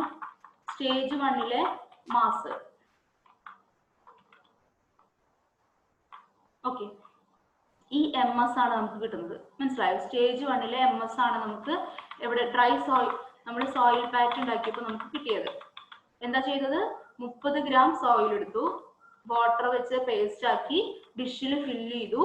ആ ഡിഷിന്റെ വെയിറ്റും സോയിലിന്റെ വെയിറ്റും കൂടെ ചേർന്നതാണ് നമ്മുടെ മാസ് ഓഫ് സോയിൽ എന്ന് പറയുന്നത്. ഓക്കെ, ഇനി അതിൽ നിന്ന് നമ്മുടെ ഈ മാസ് മൈനസ് ചെയ്യുക, ഡിഷിന്റെ വെയിറ്റ് മൈനസ് ചെയ്യുക. ഡിഷിന്റെ വെയിറ്റ് മാത്രം നമുക്ക് എടുക്കാമല്ലോ. അങ്ങനെ ചെയ്ത് കഴിഞ്ഞാൽ നമുക്ക് M1 എന്ന് പറഞ്ഞൊരു വെയിറ്റ് കിട്ടും. അതായത് ആ സോയിലിന്റെ അകത്തുള്ള വെയിറ്റ് കിട്ടും. ഓക്കെ, നമുക്ക് സോയിലിന്റെ വെയിറ്റ് മാത്രം മതി ഇല്ലേ? അപ്പൊ ഡിഷിന്റെ വെയിറ്റ് അതിൽ നിന്ന് മൈനസ് ചെയ്യാം. ഡ്രൈ സോയിൽ പാറ്റ്, അതായത് നമ്മൾ 30 ഗ്രാം സോയിൽ എടുത്തു, പേസ്റ്റ് ആക്കി. എന്നിട്ട് നമ്മൾ ഡിഷിന്റെയും സോയിലിന്റെയും വെയിറ്റ് എടുത്തു. എന്നിട്ട് ആ വെയിറ്റിൽ നിന്ന് ഡിഷിന്റെ വെയിറ്റ് മൈനസ് ചെയ്താൽ നമുക്ക് ആ സോയിലിന്റെ വെയിറ്റ് മാത്രം കിട്ടില്ലേ? ആ മാസാണ് സ്റ്റേജ് 1 നമ്മൾ നേരത്തെ കാണിച്ച മാസ്. ഓക്കെ, ഇനി നമ്മൾ അതിനെ ഓവൻ ഡ്രൈ ചെയ്യുക. 110 ഡിഗ്രി സെൽഷ്യസിൽ ഓവൻ ഡ്രൈ ചെയ്തതിന് ശേഷം നമുക്ക് ഡ്രൈ ആയതിനു ശേഷം അതിന്റെ വെയിറ്റ് എടുക്കുക അല്ലെ. അപ്പൊ നമുക്ക് എന്ത് കിട്ടും?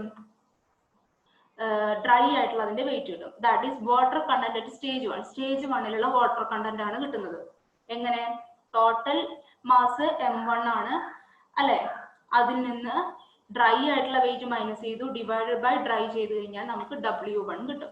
W1 കിട്ടാനായിട്ട് m1 എന്ന് പറയുന്നത് എന്താണ്? ആ സോയിലിന്റെ mass minus m dry by m dry ചെയ്ത് കഴിഞ്ഞാൽ അതിനകത്ത് എത്ര വെള്ളം ഉണ്ടായിരുന്നു എന്ന് കിട്ടില്ലേ? ക്ലിയർ ആയോ പറഞ്ഞത്? അപ്പോ വെള്ളത്തിന്റെ വെയിറ്റും കിട്ടി. നമ്മള് ഒന്നുകൂടെ ഞാൻ പറയാം. സോയിൽ എടുത്തു, പേസ്റ്റ് ആക്കി ഡിഷിൽ വെച്ചു. എന്നിട്ട് ഡിഷിന്റെയും സോയിലിന്റെയും വെയിറ്റ് എടുത്തു. അതിൽ നിന്ന് ഡിഷിന്റെ വെയിറ്റ് മൈനസ് ചെയ്തപ്പോൾ സോയിലിന്റെ മാത്രം വെയിറ്റ് കിട്ടി. That is m1. അത് എന്ന് പറയുന്നത് വെറ്റ് ആയിട്ടുള്ളതാണ്. അപ്പോൾ നമ്മൾ അതിനെ ഡ്രൈ ചെയ്തു. ഡ്രൈ ചെയ്തതിന് ശേഷം m1 minus dry by dry ചെയ്തപ്പോൾ നമുക്ക് മാസ് ഓഫ് ഡ്രൈ ചെയ്തപ്പോൾ നമുക്ക് വാട്ടർ കണ്ടന്റ് അറ്റ് സ്റ്റേജ് 1 കിട്ടി. ഓക്കെ. ഇനി V1 എന്ന് പറയുന്നത് വോളിയം ഓഫ് ഡിഷ് ആണ്. അത് നമ്മൾ കണ്ടുപിടിച്ചു വെച്ചു അല്ലെ. വോളിയം V1 എന്ന് പറയുന്നത് വോളിയം ഓഫ് ഡിഷ് ആണ്. അത് നമ്മൾ കണ്ടുപിടിച്ചു വെച്ചു. ഓക്കെ. ഇനി നെക്സ്റ്റ് സ്റ്റെപ്പ് എന്താ? Finding the volume of dry soil pat. ഇനി ആ ഡ്രൈ സോയിൽ പാറ്റിന്റെ വോളിയം കണ്ടുപിടിക്കണം. അതിനാണ് നമ്മൾ മെർക്കുറി യൂസ് ചെയ്യുന്നത്. അപ്പോൾ അതിനെന്ത് ചെയ്യണം എന്ന് വെച്ചാല് നമ്മുടെ പോർസലിൻ ഡിഷിനും മീതെ ഒരു ഗ്ലാസ് ഡിഷ് ഉണ്ടല്ലോ, നമ്മൾ നേരത്തെ കാണിച്ച ഗ്ലാസ് ഡിഷ് വെച്ചിട്ട് അതിനകത്തേക്ക് മെർക്കുറി ഫില്ല് ചെയ്യുക. എന്നിട്ട് എക്സസ് ആയിട്ടുള്ളത് നമ്മുടെ ഗ്ലാസ് പ്ലേറ്റ് വെച്ച് അമർത്തി കഴിഞ്ഞിട്ടുണ്ടെങ്കിൽ എക്സസ് ആയിട്ടുള്ളത് പുറത്തേക്ക് ചോടും. ഓക്കെ. എന്നിട്ട് ആ പോർസലിൻ ഡിഷ് എടുത്ത് മാറ്റുക, ക്ലീൻ ചെയ്തിട്ട് എടുത്ത് മാറ്റുക. അതായത് എക്സസ് ആയിട്ടുള്ളത് പോർസലിൻ ഡിഷിലേക്ക് വീണിട്ടുണ്ടാവും, അത് നമ്മൾ ക്ലീൻ ചെയ്യുക, അത് നമ്മൾ മാറ്റി വെക്കാം. എന്നിട്ട് ഈ പോർസലിൻ ഡിഷിൽ തന്നെ ഈ ഗ്ലാസ് ഡിഷ്, മെർക്കുറി ഉള്ള ഗ്ലാസ് ഡിഷ് ഇറക്കി വെച്ചതിന് ശേഷം നമ്മളിപ്പോ ഉണ്ടാക്കി വെച്ച ഡ്രൈ സോയിൽ പാറ്റ് അതിലേക്ക് ഇമേഴ്സ് ചെയ്യാം. അപ്പൊ എന്താ സംഭവിക്കുക? കുറച്ച് മെർക്കുറി പുറത്തേക്ക് വരും, പോർസലിൻ ഡിഷിലേക്ക് വീഴും. എത്ര വീഴും? എത്രത്തോളം ആയിരിക്കും പുറത്തോട്ട് വരിക? ആ ഡ്രൈ സോയിൽ പാറ്റിന്റെ വോളിയം എത്രയാണോ അത്രയും വോളിയം മെർക്കുറിയാണ് പുറത്തേക്ക് വരിക. അതെങ്ങനെ നമുക്ക് മനസ്സിലാക്കുക? ഫ്രം ആർക്കിമിഡീസ് പ്രിൻസിപ്പിൾ നമ്മൾ പഠിച്ചിട്ടുണ്ട് അല്ലെ. അപ്പോൾ ആ ഡ്രൈ സോയിൽ പാറ്റ് നമ്മൾ ഈ ഗ്ലാസ് ഡിഷിലേക്ക് ഇമേഴ്സ് ചെയ്ത് കഴിഞ്ഞിട്ടുണ്ടെങ്കിൽ എന്ത് സംഭവിക്കും? ആ മെർക്കുറി ഡിസ്പ്ലേസ് ആവും. ആ ഡിസ്പ്ലേസ് ആയ മെർക്കുറിയുടെ മാസ് കണ്ടുപിടിക്കുക. ഡിസ്പ്ലേസ് ആയ മെർക്കുറിയുടെ മാസ് കണ്ടുപിടിക്കുക. ആ മാസ് ഡിവൈഡഡ് ബൈ അതിന്റെ സ്പെസിഫിക് ഗ്രാവിറ്റി കൊണ്ട് ഡിവൈഡ് ചെയ്ത് കഴിഞ്ഞാൽ നമുക്ക് വോളിയം ഓഫ് മെർക്കുറി കിട്ടും അല്ലെ. വോളിയം ഓഫ് മെർക്കുറി എത്ര ഡിസ്പ്ലേസ് ആയി എന്ന് കിട്ടും. ആ വോളിയം ഓഫ് മെർക്കുറി എന്തിന് ഈക്വൽ ആണ്? വോളിയം ഓഫ് ഡ്രൈ പാറ്റിന് ഈക്വൽ ആണ്. ക്ലിയർ ആയോ? അപ്പോൾ മൂന്നാമത്തെ സ്റ്റെപ്പിൽ നമ്മൾ ചെയ്തത് പോർസലിൻ ഡിഷിന്റെ മുകളിൽ എന്ത് വെച്ചു? ഗ്ലാസ് ഡിഷ് വെച്ചു. അതിനകത്തേക്ക് മെർക്കുറി ഫില്ല് ചെയ്തു. എക്സസ് ആയിട്ടുള്ളത് ഗ്ലാസ് പ്ലേറ്റ് വെച്ച് പ്രസ് ചെയ്തപ്പോൾ എക്സസ് ആയിട്ടുള്ളത് പുറത്തേക്ക് വന്നു. അത് നമ്മൾ ക്ലീൻ ചെയ്ത് വെച്ചു. എന്നിട്ട് ഡ്രൈ സോയിൽ പാറ്റ് ഇതിൽ ഇമേഴ്സ് ചെയ്തു. ഗ്ലാസ് പ്ലേറ്റ് യൂസ് ചെയ്തിട്ട് ഇമേഴ്സ് ചെയ്തു. ഗ്ലാസ് പ്ലേറ്റ് യൂസ് ചെയ്ത് ഇമേഴ്സ് ചെയ്തപ്പോൾ എന്താ സംഭവിച്ചത്? ഈ കുറച്ച് മെർക്കുറി പോർസലിൻ ഡിഷിലേക്ക് പുറത്തോട്ട് വന്നു അല്ലെ. അതിന്റെ മാസ് നോട്ട് ചെയ്ത് വെക്കുക. എന്നിട്ട് ആ മാസിനെ അതിന്റെ സ്പെസിഫിക് ഗ്രാവിറ്റി കൊണ്ട് ഡിവൈഡ് ചെയ്ത് കഴിഞ്ഞിട്ടുണ്ടെങ്കിൽ നമുക്ക് വോളിയം ഓഫ് മെർക്കുറി കിട്ടും. എത്ര വോളിയം ഓഫ് മെർക്കുറി ഡിസ്പ്ലേസ് ആയി എന്ന് കിട്ടും. ആ വോളിയം ഓഫ് മെർക്കുറി ഡിസ്പ്ലേസ്ഡ് എന്തിന് ഈക്വൽ ആണ്? വോളിയം ഓഫ് ഡ്രൈ പാറ്റിന് ഈക്വൽ ആണ്. അപ്പൊ നമുക്ക് ഡ്രൈ ആയിട്ടുള്ള വോളിയം കിട്ടിയില്ലേ? അതായത് നമ്മുടെ ഇക്വേഷൻ എന്തായിരുന്നു ഓർമ്മയുണ്ടോ? നമ്മുടെ ഷ്രിങ്കേജ് ലിമിറ്റ് കാണാനുള്ള ഇക്വേഷൻ എന്തായിരുന്നു? W1 minus V1 minus V dry into rho W divided by M dry അല്ലെ. ഇതായിരുന്നു നമ്മുടെ ഇക്വേഷൻ.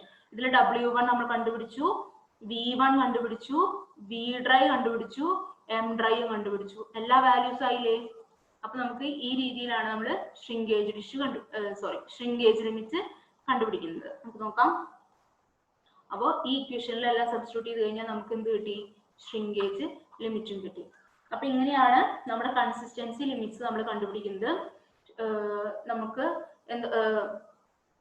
ലിക്വിഡ് ലിമിറ്റ് കസഗ്രാൻഡ് മെത്തേഡ് വെച്ച്, പ്ലാസ്റ്റിക് ലിമിറ്റ്, അതുപോലെ ഷ്രിങ്കേജ് ലിമിറ്റ്. ഇതില് ആദ്യത്തെ രണ്ടെണ്ണം നമ്മുടെ ലാബിൽ ചെയ്യാനുള്ള ഫെസിലിറ്റീസ് ഉണ്ട്. മെർക്കുറി നമ്മുടെ കോളേജിൽ ഇല്ല. അതുകൊണ്ട് നമുക്ക് ഷ്രിങ്കേജ് ലിമിറ്റ് ചെയ്യാൻ ബുദ്ധിമുട്ടായിരിക്കും. ഇനി ഇത് ചെയ്യുന്ന വീഡിയോസ് എല്ലാം യൂട്യൂബിലുണ്ട്. അല്ലെങ്കിൽ നമ്മുടെ കോളേജിൽ ഇപ്പോൾ ലാബ് ചെയ്ത് വീഡിയോ ഇടുക എന്നുള്ളൊരു തീരുമാനം നടക്കുന്നുണ്ട്. അങ്ങനെ നടക്കുകയാണെന്നുണ്ടെങ്കിൽ എന്തെങ്കിലുമൊക്കെ ചെയ്ത് നിങ്ങൾക്ക് ഇത് ചെയ്യുന്ന രീതി എങ്ങനെയാണെന്ന് കാണിച്ചു തരാം. ഓക്കെ, അപ്പൊ ചെയ്യേണ്ട ഐഡിയ നിങ്ങൾക്ക് നിങ്ങൾ മനസ്സിലാക്കി വെക്കുക. ഓക്കെ, ഇനി നമ്മൾ പുതിയൊരു ടോപ്പിക്കിലേക്ക് പോകുന്നു. That is plasticity index. Plasticity index IP, ഇങ്ങനെ കുറച്ച് ടേംസ് നമുക്കിനി പഠിക്കാനുണ്ട്. എന്താണെന്ന് നോക്കാം. എന്താണ് പ്ലാസ്റ്റിസിറ്റി ഇൻഡെക്സ് എന്ന് നമുക്ക് നോക്കാം. അതായത് ഒരു സോയില്, ആ സോയില് പ്ലാസ്റ്റിക് സ്റ്റേറ്റിൽ നിൽക്കുന്ന വാട്ടർ കണ്ടന്റ് എത്ര ആണോ ആ ഒരു റേഞ്ചിനെയാണ് നമ്മൾ പ്ലാസ്റ്റിസിറ്റി ഇൻഡെക്സ് എന്നുകൊണ്ട് ഉദ്ദേശിക്കുന്നത്. അതായത് ഇവിടെ ഒരു ഫിഗർ ഉണ്ട്. ഈ ഫിഗറിൽ നോക്കിയേ, ഈ സമയത്ത് 0% ആണ് വാട്ടർ കണ്ടന്റ്. അത് വാട്ടർ കണ്ടന്റ് ഇങ്ങനെ കൂടി വരുമ്പോൾ എന്ത് സംഭവിക്കുക? 0% വാട്ടർ കണ്ടന്റ് എന്ന് പറഞ്ഞു കഴിഞ്ഞാൽ അത് സോളിഡ് സ്റ്റേറ്റിലാണ് അല്ലെ. പിന്നെ വാട്ടർ കണ്ടന്റ് കൂടി വരുമ്പോൾ സെമി സോളിഡ് സ്റ്റേറ്റിലേക്ക് എത്തി. പിന്നെ വാട്ടർ കണ്ടന്റ് കൂടി വരുമ്പോൾ പ്ലാസ്റ്റിക് സ്റ്റേറ്റിൽ എത്തി. മാക്സിമം വാട്ടർ ആയി അത് ലിക്വിഡ് സ്റ്റേറ്റിൽ എത്തും. അപ്പോൾ ഈ സോയില് പ്ലാസ്റ്റിക് സ്റ്റേറ്റിൽ നിൽക്കുന്നത് ഈ യെല്ലോ കളറിൽ കാണിക്കുന്ന ഭാഗത്താണ്. അപ്പൊ ഈ ഒരു റേഞ്ചിനെയാണ് നമ്മൾ പ്ലാസ്റ്റിസിറ്റി ഇൻഡെക്സ് എന്നുകൊണ്ട് ഉദ്ദേശിക്കുന്നത്. അതുകൊണ്ട് തന്നെ നമുക്ക് പ്ലാസ്റ്റിസിറ്റി ഇൻഡെക്സ് എങ്ങനെ കണ്ടുപിടിക്കാം? Liquid limit minus plastic limit ചെയ്താൽ എന്ത് കിട്ടും? പ്ലാസ്റ്റിസിറ്റി ഇൻഡെക്സ് നമുക്ക് കിട്ടും. അപ്പോൾ പ്ലാസ്റ്റിസിറ്റി ഇൻഡെക്സ് എന്ന് പറയുന്നത് ഏത് റേഞ്ചിലാണോ ആ സോയില് പ്ലാസ്റ്റിക് സ്റ്റേറ്റിൽ നിൽക്കുന്നത്, ആ ഒരു റേഞ്ച് ഓഫ് വാട്ടർ, അതിനെയാണ് നമ്മൾ പ്ലാസ്റ്റിസിറ്റി ഇൻഡെക്സ് എന്ന് പറയുന്നത്. അപ്പൊ ഇവിടെ ശ്രദ്ധിക്കുന്നൂടെ പറയാം. 0% വാട്ടർ കണ്ടന്റ് ആണെങ്കിൽ അത് സോളിഡ് സ്റ്റേറ്റിലാണ്. പിന്നെ വാട്ടർ കണ്ടന്റ് ഇങ്ങനെ കൂടി വന്നു അല്ലെ. അപ്പൊ ഈ ലിക്വിഡ് ലിമിറ്റിനും പ്ലാസ്റ്റിക് ലിമിറ്റിനും ഇടയ്ക്കാണ് ആ സോയില് പ്ലാസ്റ്റിക് സ്റ്റേറ്റിൽ നിൽക്കുക. അപ്പൊ ആ ഒരു റേഞ്ചിനെയാണ് നമ്മൾ പ്ലാസ്റ്റിസിറ്റി ഇൻഡെക്സ് എന്നതുകൊണ്ട് ഉദ്ദേശിക്കുന്നത്. So IP, plasticity index IP is equal to liquid limit minus plastic limit. Okay, liquid limit minus plastic limit എന്ന് നമുക്ക് എഴുതാനായിട്ട് സാധിക്കും. ഇനി PI value, plasticity index value 0 ആണെന്ന് വിചാരിക്കും. അതിന്റെ അർത്ഥം അത് നോൺ പ്ലാസ്റ്റിക് എന്നാണ്. ഇത് നമ്മുടെ PSC എക്സാം പോലെയുള്ള കോമ്പറ്റേറ്റീവ് എക്സാമിൽ പങ്കെടുക്കുന്ന ആൾക്കാർക്ക് ആവശ്യമുള്ളതാണ് കേട്ടോ. 0 PI വാല്യൂ ആണെങ്കിൽ അതിനെന്തില്ല? പ്ലാസ്റ്റിസിറ്റി ഇല്ല. ലെസ് ദാൻ 7 ആണെങ്കിൽ ലെസ് പ്ലാസ്റ്റിക് ആണ്. 7 to 17 ആണെങ്കിൽ മീഡിയം പ്ലാസ്റ്റിക്. ഗ്രേറ്റർ ദാൻ 17 ആണെങ്കിൽ ഇത് ഹൈ പ്ലാസ്റ്റിക് ആണ്. ഗ്രേറ്റർ ദാൻ 17 ആണ് കേട്ടോ. അങ്ങനെയാണെന്നാണ് എൻ്റെ ഓർമ്മ. ഒന്ന് ചെക്ക് ചെയ്യാം കേട്ടോ. 17 ആണെങ്കിൽ അത് ഹൈ പ്ലാസ്റ്റിക് ആണ്. അപ്പൊ ഇതാണ് നമുക്ക് പ്ലാസ്റ്റിസിറ്റി ഇൻഡെക്സിനെ പറ്റി പഠിക്കാനുള്ളത്. ഇത്രയും. ഇങ്ങനെ 3 ഇൻഡെക്സുകളാണ് നമുക്ക് പഠിക്കാനുള്ളത്. Next one liquidity index. Liquidity index എന്ന് പറഞ്ഞിട്ടുണ്ടെങ്കിൽ ഇതൊരു റേഷ്യോ ആണ്. ഇത് നാച്ചുറൽ ആയിട്ടുള്ള water content W minus WP. WP എന്താണ്? Plastic limit divided by IP നമ്മളിപ്പോ പഠിച്ചല്ലോ. എന്തായിരുന്നു? Plasticity index. അതായത് liquid limit WL minus WP. അതാണ് എന്ത്? Plasticity index. W is the water content of soil at nature state. WP is the plastic limit. IP is the plasticity index. Plasticity index എന്ന് പറഞ്ഞാൽ നമുക്കറിയാം liquid limit minus plastic limit. നമ്മൾ നേരത്തെ പഠിച്ചു കഴിഞ്ഞു അല്ലെ. ഇനി ഇവിടെ ഒരു കാര്യം ശ്രദ്ധിക്കൂ. എപ്പോഴാണ് ഈ ലിക്വിഡ് ലിമിറ്റ് IL 100% ആവുക? അതായത് ഈ IP എന്ന് പറയുന്നത് WL മൈനസ് WP ആണ് അല്ലെ. WL മൈനസ് WP ആണ്. അപ്പൊ ഇത് 100% ആകണം എന്നുണ്ടെങ്കിൽ മുകളില് WL ആണ് എന്ന് വിചാരിക്കും. നമ്മുടെ നാച്ചുറൽ വാട്ടർ കണ്ടന്റ് WL ആണെന്ന് വിചാരിക്കും. അതായത് വാട്ടർ ലിക്വിഡ് സ്റ്റേറ്റിലാണ്, ലിക്വിഡ് ലിമിറ്റ് ആണ് എന്നുണ്ടെങ്കിൽ ഈ IL വാല്യൂ 100% ആയിരിക്കും അല്ലെ. അപ്പം ഈ നമ്മുടെ സോയിൽ ലിക്വിഡ് സ്റ്റേറ്റിലാണെന്നുണ്ടെങ്കിൽ അത് ലിക്വിഡ് ലിമിറ്റ് ആണ്. നമ്മുടെ ഈ നാച്ചുറൽ വാട്ടർ കണ്ടന്റ് എന്ന് പറയുന്നത് ലിക്വിഡ് ലിമിറ്റ് ആണ് എന്നുണ്ടെങ്കിൽ ലിക്വിഡിറ്റി ഇൻഡെക്സ് IL-ന്റെ വാല്യൂ എന്ന് പറയുന്നത് 100% ആണ്. ഓക്കെ, എപ്പോഴും 0% ആവുക? അപ്പൊ നമുക്കത് ലിക്വിഡ് സ്റ്റേറ്റിലാണെന്ന് പറയാം. ആ സോയിൽ ലിക്വിഡ് സ്റ്റേറ്റിലാണെന്ന് പറയാം. ഇനി W is equal to WP ആണെന്ന് വിചാരിക്കുക. അതായത് പ്ലാസ്റ്റിക് ലിമിറ്റ് ആണ് എന്നുണ്ടെങ്കിൽ ലിക്വിഡിറ്റി ഇൻഡെക്സ് എന്നുള്ളത് 0 ആണ്. ലിക്വിഡിറ്റി ഇൻഡെക്സ് എന്ന് പറയുന്നത് 0 ആയിരിക്കും. ഇനി ഇതിന് ചിലപ്പോൾ നെഗറ്റീവ് വാല്യൂസ് വരാം. അപ്പൊ നെഗറ്റീവ് വാല്യൂസ് വരികയാണെന്നുണ്ടെങ്കിൽ ആ സോയിൽ ഹാർഡ് സ്റ്റേറ്റിലാണ്. അതായത് വാട്ടർ കണ്ടന്റ് പ്ലാസ്റ്റിക് ലിമിറ്റിനേക്കാളും കുറവാണ്. അതുകൊണ്ട് തന്നെ അത് ഹാർഡ് സ്റ്റേറ്റിലാണെന്നാണ് നമ്മൾ പറയാം. നെഗറ്റീവ് വാല്യൂസ് വരികയാണെങ്കിൽ ആ സോയിൽ ഹാർഡ് സ്റ്റേറ്റിലാണെന്നാണ് പറയാം. ഓക്കെ, അപ്പൊ അതാണ് ലിക്വിഡിറ്റി ഇൻഡെക്സ്. ഈ ഇക്വേഷൻ ഓർത്ത് വയ്ക്കുക. ഇക്വേഷനിൽ ഓരോ ടേംസും എന്താണ്, എപ്പോഴാണ് 100% ആകുന്നത്, എപ്പോഴാണ് 0 വാല്യൂ ആകുന്നതെന്ന് നോക്കി വയ്ക്കുക. ഇതില് ലിക്വിഡിറ്റി ഇൻഡെക്സിനെ നമ്മൾ വാട്ടർ പ്ലാസ്റ്റിസിറ്റി റേഷ്യോ എന്ന് പറയും. ലിക്വിഡിറ്റി ഇൻഡെക്സിന് പറയുന്ന വേറൊരു പേരാണ് water plasticity ratio. Water plastic മുകളിലത്തെ ഭാഗം, ഈ ഇക്വേഷനിലെ ന്യൂമറേറ്ററിൽ നോക്കിയിട്ട് വാട്ടർ പ്ലാസ്റ്റിസിറ്റി റേഷ്യോ അങ്ങനെ ഓർത്ത് വയ്ക്കാം എന്നും കൂടെ പറയാറുണ്ട്. ഇനി നെക്സ്റ്റ് വൺ ആണ് കൺസിസ്റ്റൻസി ഇൻഡെക്സ്. കൺസിസ്റ്റൻസി ഇൻഡെക്സ് എന്ന് പറയുന്നത് WL മൈനസ് W. നേരത്തെ ഈ ഭാഗത്ത് എങ്ങനെയായിരുന്നു, W മൈനസ് WP ആയിരുന്നു.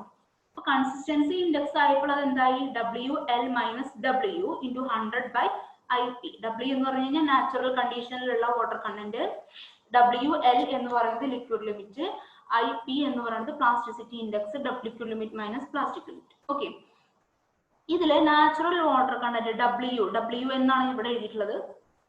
ഈ WL ആയി എന്ന് വിചാരിക്കും. അപ്പൊ നമ്മുടെ ഈ IC value WL minus WL/IP, അതായത് 0 ആവും അല്ലെ. അതായത് ആ സമയത്ത് നമ്മുടെ സോയിൽ ഫ്ലോ ലൈക്ക് ലിക്വിഡ് പോലെ ഒഴുകും, അതായത് ലിക്വിഡ് സ്റ്റേറ്റിലാണ്. IC വാല്യൂ കൺസിസ്റ്റൻസി ഇൻഡെക്സ് 0 ആണ് എന്നുണ്ടെങ്കിൽ നമ്മുടെ soil, we can say that soil is in liquid state. ഇനി WN is equal to WP ആണെന്ന് വിചാരിക്കും. WN is equal to WP ആണെന്ന് വിചാരിക്കും. അങ്ങനെയാണെങ്കിൽ IC value will be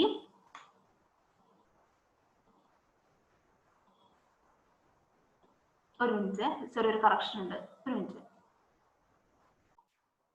okay, നമ്മുടെ natural water content plastic limit ആണെന്നുണ്ടെങ്കിൽ നമ്മുടെ ഇക്വേഷൻ എന്തായി, WL മൈനസ് WP/IP. IP എന്ന് പറഞ്ഞാൽ WL minus WP, that is it's value equal 1 അല്ലെ. That means the soil is firm.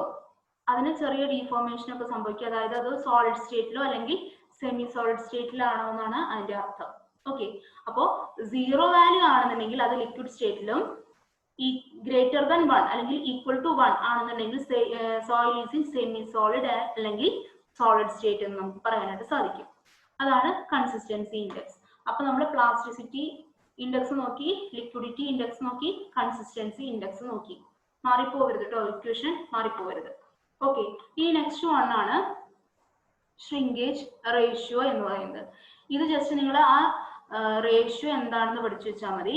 ഇതെന്ന് വെച്ചാല് to indicate the extent of change in volume when water content of soil sample increases. Water content കൂടുന്നതിനനുസരിച്ച് അതില് change in വോളിയത്തിന്റെ extent എത്രയാണെന്നാണ് shrinkage ratio കാണിക്കുന്നത്. അതിന്റെ equation ഇതാണ്, V1 minus V2/VD/W1 minus W2 into 100. V1 എന്ന് പറഞ്ഞിട്ടുണ്ടെങ്കിൽ W1 ഉള്ള വാട്ടർ കണ്ടന്റിലെ വോളിയം ആണ്. W2 എന്ന് പറഞ്ഞിട്ടുണ്ടെങ്കിൽ V2 എന്ന് പറഞ്ഞിട്ടുണ്ടെങ്കിൽ W2 എന്ന വാട്ടർ കണ്ടന്റിലെ വോളിയം ആണ്. VD എന്ന് പറയുന്നത് ഡ്രൈ സോയിൽ മാസിന്റെ വോളിയം ആണ്. അപ്പൊ ഇതാണ് ഷ്രിങ്കേജ് റേഷ്യോ. ഇക്വേഷൻ പഠിക്കുക, ടേംസും പഠിക്കുക. ഓക്കെ, അല്ലാതെ ഡീറ്റെയിൽ ആയിട്ടൊന്നും പോകണ്ട, നമ്മുടെ ആസ് പെർ സിലബസ് നമുക്ക് ഇത്രമാത്രം മതി. ഓക്കെ, അപ്പൊ നമ്മള് plasticity index, liquidity index, consistency index, shrinkage ratio, അതിന് മുന്നേ നമ്മൾ ലിക്വിഡ് ലിമിറ്റ് കണ്ടുപിടിച്ചു, പ്ലാസ്റ്റിക് ലിമിറ്റ് കണ്ടുപിടിച്ചു, ഷ്രിങ്കേജ് ലിമിറ്റ് കണ്ടുപിടിച്ചു. അതിന് തൊട്ട് മുന്നേ കൺസിസ്റ്റൻസി ഇൻഡെക്സ് എന്തൊക്കെയാണെന്ന് നോക്കി. ഏറ്റവും ഫസ്റ്റ് നമ്മൾ എന്താ നോക്കിയത്, particle size distribution curve. Okay, ഇനി നമ്മൾ ലാസ്റ്റ് സെക്ഷനിലേക്ക് പോവുകയാണ്, measurement of mass density. Measurement of mass density. Mass density എന്ന് പറഞ്ഞാൽ നമുക്കറിയാം എന്താണ്, മാസ് ബൈ വോളിയം. അപ്പോ മാസ് ഓഫ് സോയിൽ എന്ന് പറഞ്ഞിട്ടുണ്ടെങ്കിൽ നമുക്ക് വെയിൻ ബാലൻസ് ഒക്കെ യൂസ് ചെയ്ത് കണ്ടുപിടിക്കാനായിട്ട് സാധിക്കും. പക്ഷെ വോളിയം കണ്ടുപിടിക്കുക എന്ന് പറയുന്നത് അത്ര സിമ്പിൾ ആയിട്ടുള്ള പരിപാടിയല്ല. അതുകൊണ്ട് തന്നെ നമുക്ക് അത് കണ്ടുപിടിക്കാനായിട്ട് ഒരുപാട് മെത്തേഡ്സ് ഉണ്ട്. ഡെൻസിറ്റി എന്ന് പറഞ്ഞു കഴിഞ്ഞാൽ മാസ് ബൈ വോളിയം ആണ്. അപ്പൊ ഡ്രൈ മാസ് ഡെൻസിറ്റി നമുക്ക് കണ്ടുപിടിക്കാം ρ/1 + W. നമ്മൾ പഠിച്ചിട്ടുണ്ട് ഈക്വേഷൻ അല്ലേ, ഓർക്കുന്നുണ്ടോ? Mass density by 1 + W. നമുക്ക് മാസ് ഡെൻസിറ്റി കണ്ടുപിടിക്കാനായിട്ട് കുറച്ച് മെത്തേഡ്സ് ഉണ്ട്. Water displacement, submerged mass density method, core cutter method, sand replacement method and water balloon method. ഇങ്ങനെ 5 മെത്തേഡ്സ് നമുക്ക് പഠിക്കാനുണ്ട്. ഒരെണ്ണം കൂടി ഉണ്ട്, radiation method. Water displacement method, submerged mass density method, core cutter method, sand replacement method, water balloon method and radiation method. ഇതിനകത്ത് നമുക്ക് വേറൊന്നും ചിന്തിക്കാനില്ല. കോർ കട്ടർ മെത്തേഡും സാൻഡ് റീപ്ലേസ്മെന്റ് മെത്തേഡും ആണ് നമുക്ക് പഠിക്കാനുള്ളത്. നമുക്ക് ലാബിൽ ചെയ്യാനുള്ളതും ഈ രണ്ടെണ്ണമാണ്. കോർ കട്ടർ മെത്തേഡും സാൻഡ് റീപ്ലേസ്മെന്റ് മെത്തേഡും ആണ് നമുക്ക് അവൈലബിൾ ആയിട്ടുള്ളത്. അപ്പൊ ഇതെങ്ങനെയാ ചെയ്യുന്നതെന്ന് നമുക്ക് നോക്കാം. ഫസ്റ്റ് നമുക്ക് കോർ കട്ടർ മെത്തേഡ് ചെയ്യാം. ഇതൊരു ഫീൽഡ് മെത്തേഡ് തന്നെയാണ്. ഇതിനകത്ത് കുറച്ച് കോർ കട്ടർ എന്ന് പറഞ്ഞിട്ടുണ്ടെങ്കിൽ കുറച്ച് ഒരു 3 സാധനങ്ങൾ ചേർന്നതാണ്. റാമർ, ഡോളി, അതുപോലെ തന്നെ കോർ കട്ടർ. ഈ 3 കാര്യങ്ങൾ ചേർന്നതാണ് ഇതിന്റെ എക്യുപ്മെന്റ്സ് എന്ന് പറയുന്നത്. അപ്പൊ ഇതിന്റെ കോർ കട്ടർ എന്ന് പറയുന്നത് ഒരു സിലിണ്ടറിക്കൽ ആയിട്ടുള്ള ബാരാണ്, സിലിണ്ടറിക്കൽ ഷേപ്പാണ്. അതിന്റെ എഡ്ജ് വളരെ ഷാർപ്പാണ്. അതുപോലെ തന്നെ ഒരു ഡോളി പ്രൊവൈഡ് ചെയ്തിട്ടുണ്ട്. പിന്നെ ഒരു റാമറും ഉണ്ട്. നിങ്ങൾക്ക് കാണാനായിട്ട് സാധിക്കും. ഈ കാണുന്നതാണ് റാമർ, ഇതാണ് Dolly, and this one is the cutter. അപ്പൊ ഇതാണ് കോർ കട്ടറിന് നമുക്ക് വേണ്ട എക്യുപ്മെന്റ്സ്. ഇത് വെച്ച് നമ്മൾ എങ്ങനെ ചെയ്യുന്നതെന്ന് നമുക്ക് നോക്കാം. ഫസ്റ്റ് നമ്മൾ എന്ത് ചെയ്യണം എന്ന് വെച്ചാൽ ആ കോർ കട്ടറിന്റെ ഇന്റേണൽ ഡയമീറ്റർ, ഹൈറ്റ് ഇത്രയും മെഷർ ചെയ്ത് വെക്കണം. ഇന്റേണൽ ഡയമീറ്ററും ഹൈറ്റും മെഷർ ചെയ്യണം. എന്തിനാണ്? വോളിയം കണ്ടുപിടിക്കാനായിട്ട് അല്ലെ, വോളിയം കണ്ടുപിടിക്കാനായിട്ട്. എന്നിട്ട് ആ കോർ കട്ടറിന്റെ മാസ് കണ്ടുപിടിക്കുക. കോർ കട്ടറിന്റെ മാസ് കണ്ടുപിടിക്കണം. അതിനുശേഷം ഇത് ഫീൽഡിൽ ചെയ്യുന്ന പരിപാടിയാണ് അല്ലെ. നമ്മൾ എന്ത് ചെയ്യണം? നമ്മൾ ചെയ്യാൻ ഉദ്ദേശിക്കുന്ന സ്ഥലത്തേക്ക് പോവുക. എന്നിട്ട് ആ ഏരിയ ഒന്ന് ക്ലീൻ ചെയ്തതിന് ശേഷം നമ്മൾ കോർ കട്ടറിന്റെ മുകളില്, കോർ കട്ടറാണ് താഴെ വെച്ചിരിക്കുന്നത്, അതിന് മുകളിൽ ഡോളി വെച്ചു അല്ലെ. നമ്മൾ ചെയ്യാൻ ഉദ്ദേശിക്കുന്ന ഭാഗം വൃത്തിയാക്കിയിട്ട് നമ്മൾ കോർ കട്ടർ വെച്ചു. അതിന് മുകളിൽ എന്ത് ചെയ്തു? ഡോളി വെച്ചു. ഡോളി എന്തിനാന്ന് വെച്ചാല് നമ്മൾ ഇതിന് മീതെ നിന്നിട്ട് ഈ റാമർ യൂസ് ചെയ്ത് ഇങ്ങനെ ടാമ്പ് ചെയ്താണ് അതിനെ പ്രസ് ചെയ്ത് നമ്മൾ താഴ്ത്തുക. അപ്പൊ കോർ കട്ടറിന് കേടൊന്നും സംഭവിക്കാതിരിക്കാൻ വേണ്ടിയിട്ടാണ് നമ്മൾ ഡോളി യൂസ് ചെയ്യുന്നത്. ഇനി നമ്മൾ എന്ത് ചെയ്യണം? കോർ കട്ടറിനെ സോയിലിലേക്ക് ഈ റാമർ യൂസ് ചെയ്ത് ഇങ്ങനെ പ്രസ് ചെയ്ത് കൊടുക്കണം. അതായത് ഈ ചിത്രത്തിൽ കാണുന്നത് പോലെ നമ്മൾ പ്രസ് ചെയ്ത് കൊടുക്കും. അപ്പൊ റാമർ കോർ കട്ടർ എന്ത് ചെയ്തു? മണ്ണിലേക്ക് ഇങ്ങനെ താഴ്ന്നു പോകും അല്ലെ.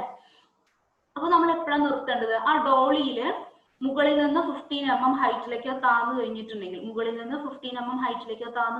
നമ്മൾ ഡോളി എടുത്ത് മാറ്റുക. ഡോളി എടുത്ത് മാറ്റിയിട്ട് എന്ത് ചെയ്യണം? ആ സറൗണ്ടിങ്ങിലുള്ള സോയിലൊക്കെ ഒന്ന് നീക്കുക. നമ്മൾ ചെറുതായിട്ട്, അല്ലാതെ നമുക്ക് ആ കോർ കട്ടർ പുറത്തോട്ട് എടുക്കാനായിട്ട് സാധിക്കില്ല അല്ലെ. അപ്പൊ സറൗണ്ടിങ്ങിലുള്ള സോയിലെല്ലാം മാറ്റിയതിനു ശേഷം നമ്മൾ ആ കോർ കട്ടറിനെ പുറത്തോട്ട് എടുക്കുക. അതിനകത്ത് എന്തുണ്ടാവും? സോയിൽ ഉണ്ടായിരിക്കും. എന്നിട്ട് നമ്മൾ പുറത്തോട്ട് എടുത്തതിന് ശേഷം നമ്മൾ സ്ട്രെയിറ്റ് എഡ്ജ് യൂസ് ചെയ്ത് അതിന്റെ ഓപ്പൺ ആയിട്ടുള്ള 2 എൻഡ് നമ്മൾ എന്ത് ചെയ്യണം? ലെവൽ ചെയ്യണം. ശ്രദ്ധിച്ചു വേണം ചെയ്യാനായിട്ട്. എന്നിട്ട് ലെവൽ ചെയ്തിട്ട് നമ്മൾ ഇതിന്റെ വെയിറ്റ് എടുക്കുക. അപ്പൊ ഫസ്റ്റ് നമ്മൾ കോർ കട്ടറിന്റെ മാത്രം വെയിറ്റ് എടുത്തിട്ടുണ്ട്. ഇപ്പൊ നമ്മൾ കോർ കട്ടറും സോയിലിന്റെയും വെയിറ്റ് എടുത്തു. ഇനി അങ്ങനെ എടുത്തതിന് ശേഷം അതിന്റെ ഉള്ളിൽ നിന്ന് സോയിൽ എല്ലാം റിമൂവ് ചെയ്യാം. എന്നിട്ട് ആ സോയിലിന് നമ്മൾ വാട്ടർ കണ്ടന്റ് കണ്ടുപിടിക്കാനായിട്ട് വെക്കണം. നമുക്ക് ഡ്രൈ യൂണിറ്റ് വെയിറ്റ് കണ്ടുപിടിക്കണമെങ്കിൽ നമുക്ക് വാട്ടർ കണ്ടന്റ് ആവശ്യമാണ് അല്ലെ. അപ്പൊ ഈ സോയിലിൽ നിന്ന് കുറച്ചെടുത്തിട്ട് നമ്മൾ എന്ത് ചെയ്യണം? വാട്ടർ കണ്ടന്റ് കണ്ടുപിടിക്കാനായിട്ട് മാറ്റി വയ്ക്കുക. ഓക്കെ, അപ്പൊ ഇതാണ് നമ്മുടെ പ്രൊസീജിയർ. അപ്പൊ പ്രൊസീജിയറിനെ നമുക്ക് ടാബുലർ ഫോമിലേക്ക് ആക്കി കഴിഞ്ഞിട്ടുണ്ടെങ്കിൽ നമ്മൾ ആദ്യം കോർ കട്ടറിന്റെ വെയിറ്റ് M1, എന്നിട്ട് കോർ കട്ടറിനെ എന്ത് ചെയ്തു? അതിന് മുകളിൽ ഡോളി വെച്ച് റാമർ വെച്ച് പ്രസ് ചെയ്ത് മണ്ണിലേക്ക് താഴ്ത്തി അല്ലെ. ഡോളിന്റെ മുകളിൽ നിന്ന് 15 mm താഴ്ച വരെ അത് താഴ്ന്നിട്ടുണ്ടെന്നുണ്ടെങ്കിൽ നമ്മൾ എന്ത് ചെയ്യണം? ചുറ്റുള്ള മണ്ണൊക്കെ മാറ്റിയിട്ട് നമ്മൾ അതിനെ പുറത്തേക്ക് എടുക്കണം. എന്നിട്ട് 2 എൻഡും നമ്മൾ ലെവൽ ചെയ്തതിന് ശേഷം കോർ കട്ടറും സോയിലും തമ്മിലുള്ള വെയിറ്റ് എടുത്തു. വെറ്റ് ആയിട്ടുള്ള സോയിലാണ് അത് M2. അപ്പോൾ വെറ്റ് സോയിലിന്റെ മാത്രം മാസ് എന്ന് പറയുന്നത് M2 - M1 ചെയ്ത് കഴിഞ്ഞാൽ നമുക്ക് എന്ത് കിട്ടും? സോയിലിന്റെ മാസ് കിട്ടും.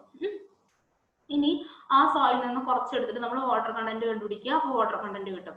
ഇനി ബൾക്ക് മാസ് ഡെൻസിറ്റി എന്ന് പറഞ്ഞ rho by mass by volume. Mass എന്ന് പറഞ്ഞിട്ടുണ്ടെങ്കിൽ എന്താണ്? Mass of wet soil divided by volume of core cutter. Volume of core cutter നമുക്ക് ഇന്റേണൽ നമ്മുടെ ഹൈറ്റും ഡയമീറ്ററും കണ്ടുപിടിച്ചു കഴിഞ്ഞാൽ വോളിയം കിട്ടും അല്ലെ. അതിൽ നിന്ന് ബൾക്ക് മാസ് ഡെൻസിറ്റി നമ്മൾ കണ്ടുപിടിച്ചു. പിന്നെ ഡ്രൈ മാസ് ഡെൻസിറ്റി കാണണമെങ്കിൽ bulk mass density divided by 1 + W ഇക്വേഷനിൽ സബ്സ്റ്റിറ്റ്യൂട്ട് ചെയ്താൽ മതി. അപ്പോൾ സിമ്പിൾ ആയിട്ടുള്ള ഒരു പ്രൊസീജിയർ ആണ് കോർ കട്ടർ മെത്തേഡ് എന്ന് പറയുന്നത്. ക്ലിയർ ആയില്ലേ? വോളിയം നമുക്ക് എങ്ങനെ കിട്ടുന്നത്? വോളിയം കിട്ടാനായിട്ട് നമുക്ക് എന്ത് വേണം? നമ്മുടെ കോർ കട്ടർ ഈ ഒരു ഷേപ്പിലല്ലേ ഇരിക്കുന്നത്. ഈ ഒരു ഷേപ്പിലാണ് കോർ കട്ടർ ഇരിക്കുന്നത്. അപ്പൊ നമ്മൾ ഈ ഹൈറ്റ് മെഷർ ചെയ്യുക. കോർ കട്ടറിന്റെ ഈ ഹൈറ്റ് മെഷർ ചെയ്യുക. അതുപോലെ കോർ കട്ടറിന്റെ ഈ ഡയമീറ്ററും മെഷർ ചെയ്യുക. ഈ ഡയമീറ്റർ. അപ്പൊ ഈ ഡയമീറ്ററും ഹൈറ്റും വെച്ച് നമുക്ക് എന്ത് ചെയ്യാം? വോളിയം ഓഫ് കോർ കട്ടർ കണ്ടുപിടിക്കാം. വോളിയം ഓഫ് കോർ കട്ടർ എന്ന് പറഞ്ഞിട്ടുണ്ടെങ്കിൽ ഏരിയ ഇൻറ്റു ഹൈറ്റ് ആണ് അല്ലെ. അപ്പൊ ഏരിയ എന്ന് പറഞ്ഞാൽ π/4 ഇൻറ്റു ഡി സ്ക്വയർ ഇൻറ്റു ഈ ഹൈറ്റ് ചെയ്ത് കഴിഞ്ഞിട്ടുണ്ടെങ്കിൽ വോളിയം ഓഫ് കോർ കട്ടർ കിട്ടും. ഓക്കെ, അങ്ങനെയാണ് ഈ വോളിയം നമ്മൾ കണ്ടുപിടിക്കുന്നത്. ക്ലിയർ ആയോ? അങ്ങനെ നമുക്ക് ആ ഫീൽഡിലുള്ള സോയിലിന്റെ ബൾക്ക് ഡെൻസിറ്റിയും കണ്ടുപിടിക്കാം, ഒപ്പം ഡ്രൈ ഡെൻസിറ്റിയും കണ്ടുപിടിക്കാം.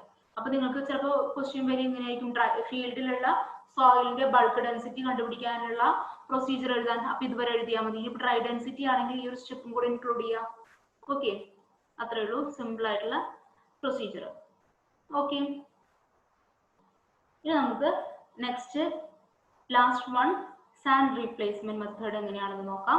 സാൻഡ് റീപ്ലേസ്മെന്റ് മെത്തേഡ് നമ്മൾ 2 സ്റ്റെപ്പ് ആയിട്ടാണ് ചെയ്യുന്നത്. ഫസ്റ്റ് നമ്മൾക്ക് സാൻഡിന്റെ ബൾക്ക് ഡെൻസിറ്റി കണ്ടുപിടിക്കുക, പിന്നെ സോയിലിന്റെ ബൾക്ക് ഡെൻസിറ്റി കണ്ടുപിടിക്കുക. അപ്പൊ അതെങ്ങനെയാണ് ചെയ്യുന്നതെന്ന് നമുക്ക് നോക്കാം. Calibration of cylinder.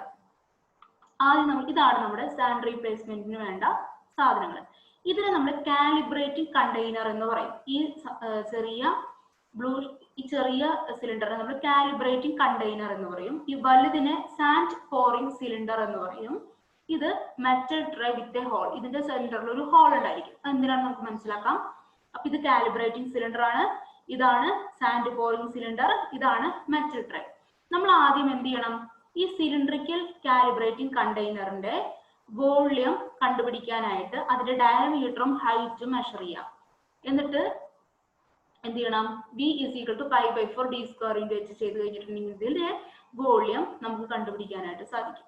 ഓക്കെ, അത്രയും കണ്ടുപിടിച്ച് കഴിഞ്ഞതിന് ശേഷം നമ്മുടെ ഈ സാൻഡ് പോറിംഗ് സിലിണ്ടർ എടുക്കുക. ഈ സാൻഡ് പോറിംഗ്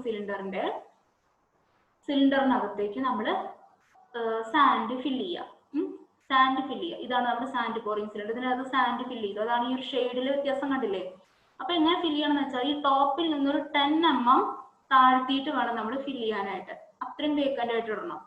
അതിൽ മാർക്കിംഗ് ഉണ്ടാവും, അല്ലെങ്കിൽ 10 mm ആ ഒരു ഡെപ്ത് വരെ നമ്മൾ ഫില്ല് ചെയ്യാം, വേക്കൻ്റ് ആയിട്ട് കിടക്കണം. എന്നിട്ട് ഇതിന്റെ വെയിറ്റ് എടുക്കുക. അപ്പൊ ഇതിന്റെ വെയിറ്റ് എന്ന് പറയുമ്പോൾ ഈ കംപ്ലീറ്റ് സിലിണ്ടറും ഇതിനകത്തുള്ള സോയിൽ ഉണ്ടായിരിക്കും അല്ലെ, അതാണ് M1 എന്ന് പറയുന്നത്. നോട്ട് ചെയ്ത് വെക്കുക, M1.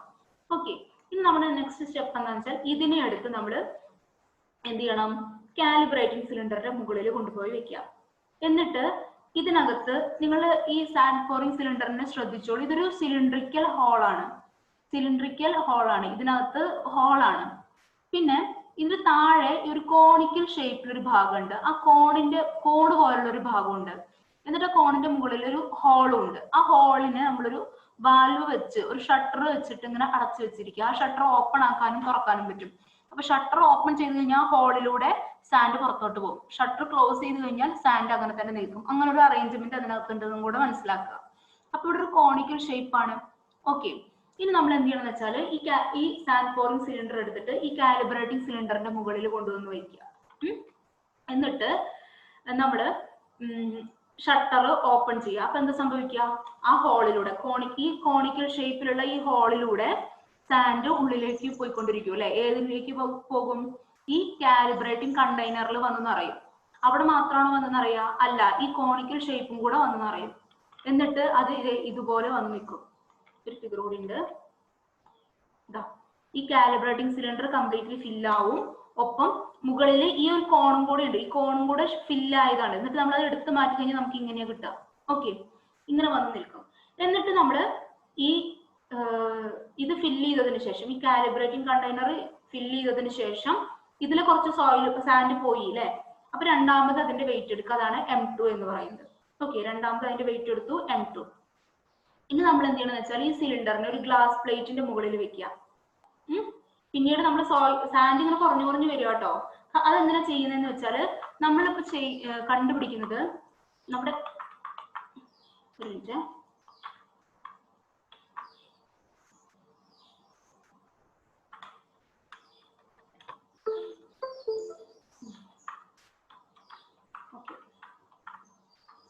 നമ്മളിപ്പോ ചെയ്യുന്നത് ഈ കാലിബ്രേറ്റിംഗ് കണ്ടെയ്നറിന്റെ വോളിയം കണ്ടുപിടിക്കണം നമുക്ക്.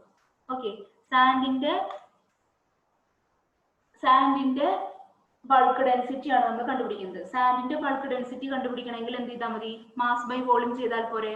മാസ് എന്ന് പറയുന്നത് എന്താണ്, ഈ ഇതിനകത്ത് കൊള്ളുന്ന സാൻഡിന്റെ മാസ് ഡിവൈഡഡ് ബൈ അതിന്റെ വോളിയം. അതിന്റെ വോളിയം എന്ന് പറയുന്നത് ഈ കാലിബ്രേറ്റിംഗ് കണ്ടെയ്നറിന്റെ വോളിയത്തിന് ഈക്വൽ ആണല്ലോ. അപ്പൊ അതാണ് നമ്മൾ ഫസ്റ്റ് സ്റ്റെപ്പിൽ ചെയ്യുന്നത്.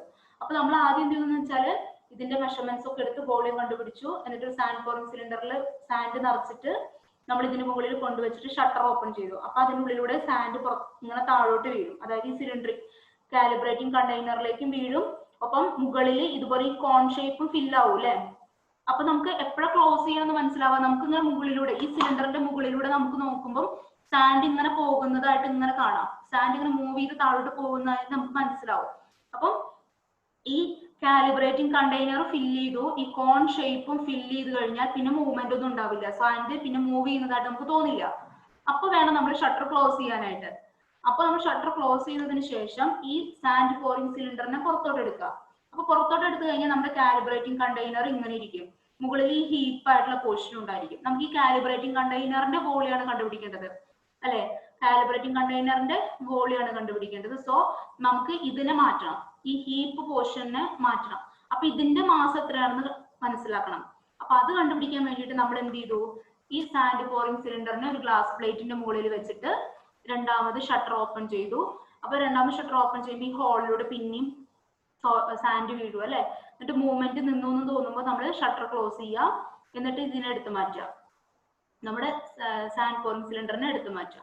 എന്നിട്ട് എത്രത്തോളം സാൻഡ് ആണ് ഈ ഗ്ലാസ് പ്ലേറ്റിൽ വീണത് എന്ന് കണ്ടുപിടിക്കുക. അതായത് ഇതിന്റെ മാസ് കണ്ടുപിടിക്കുക.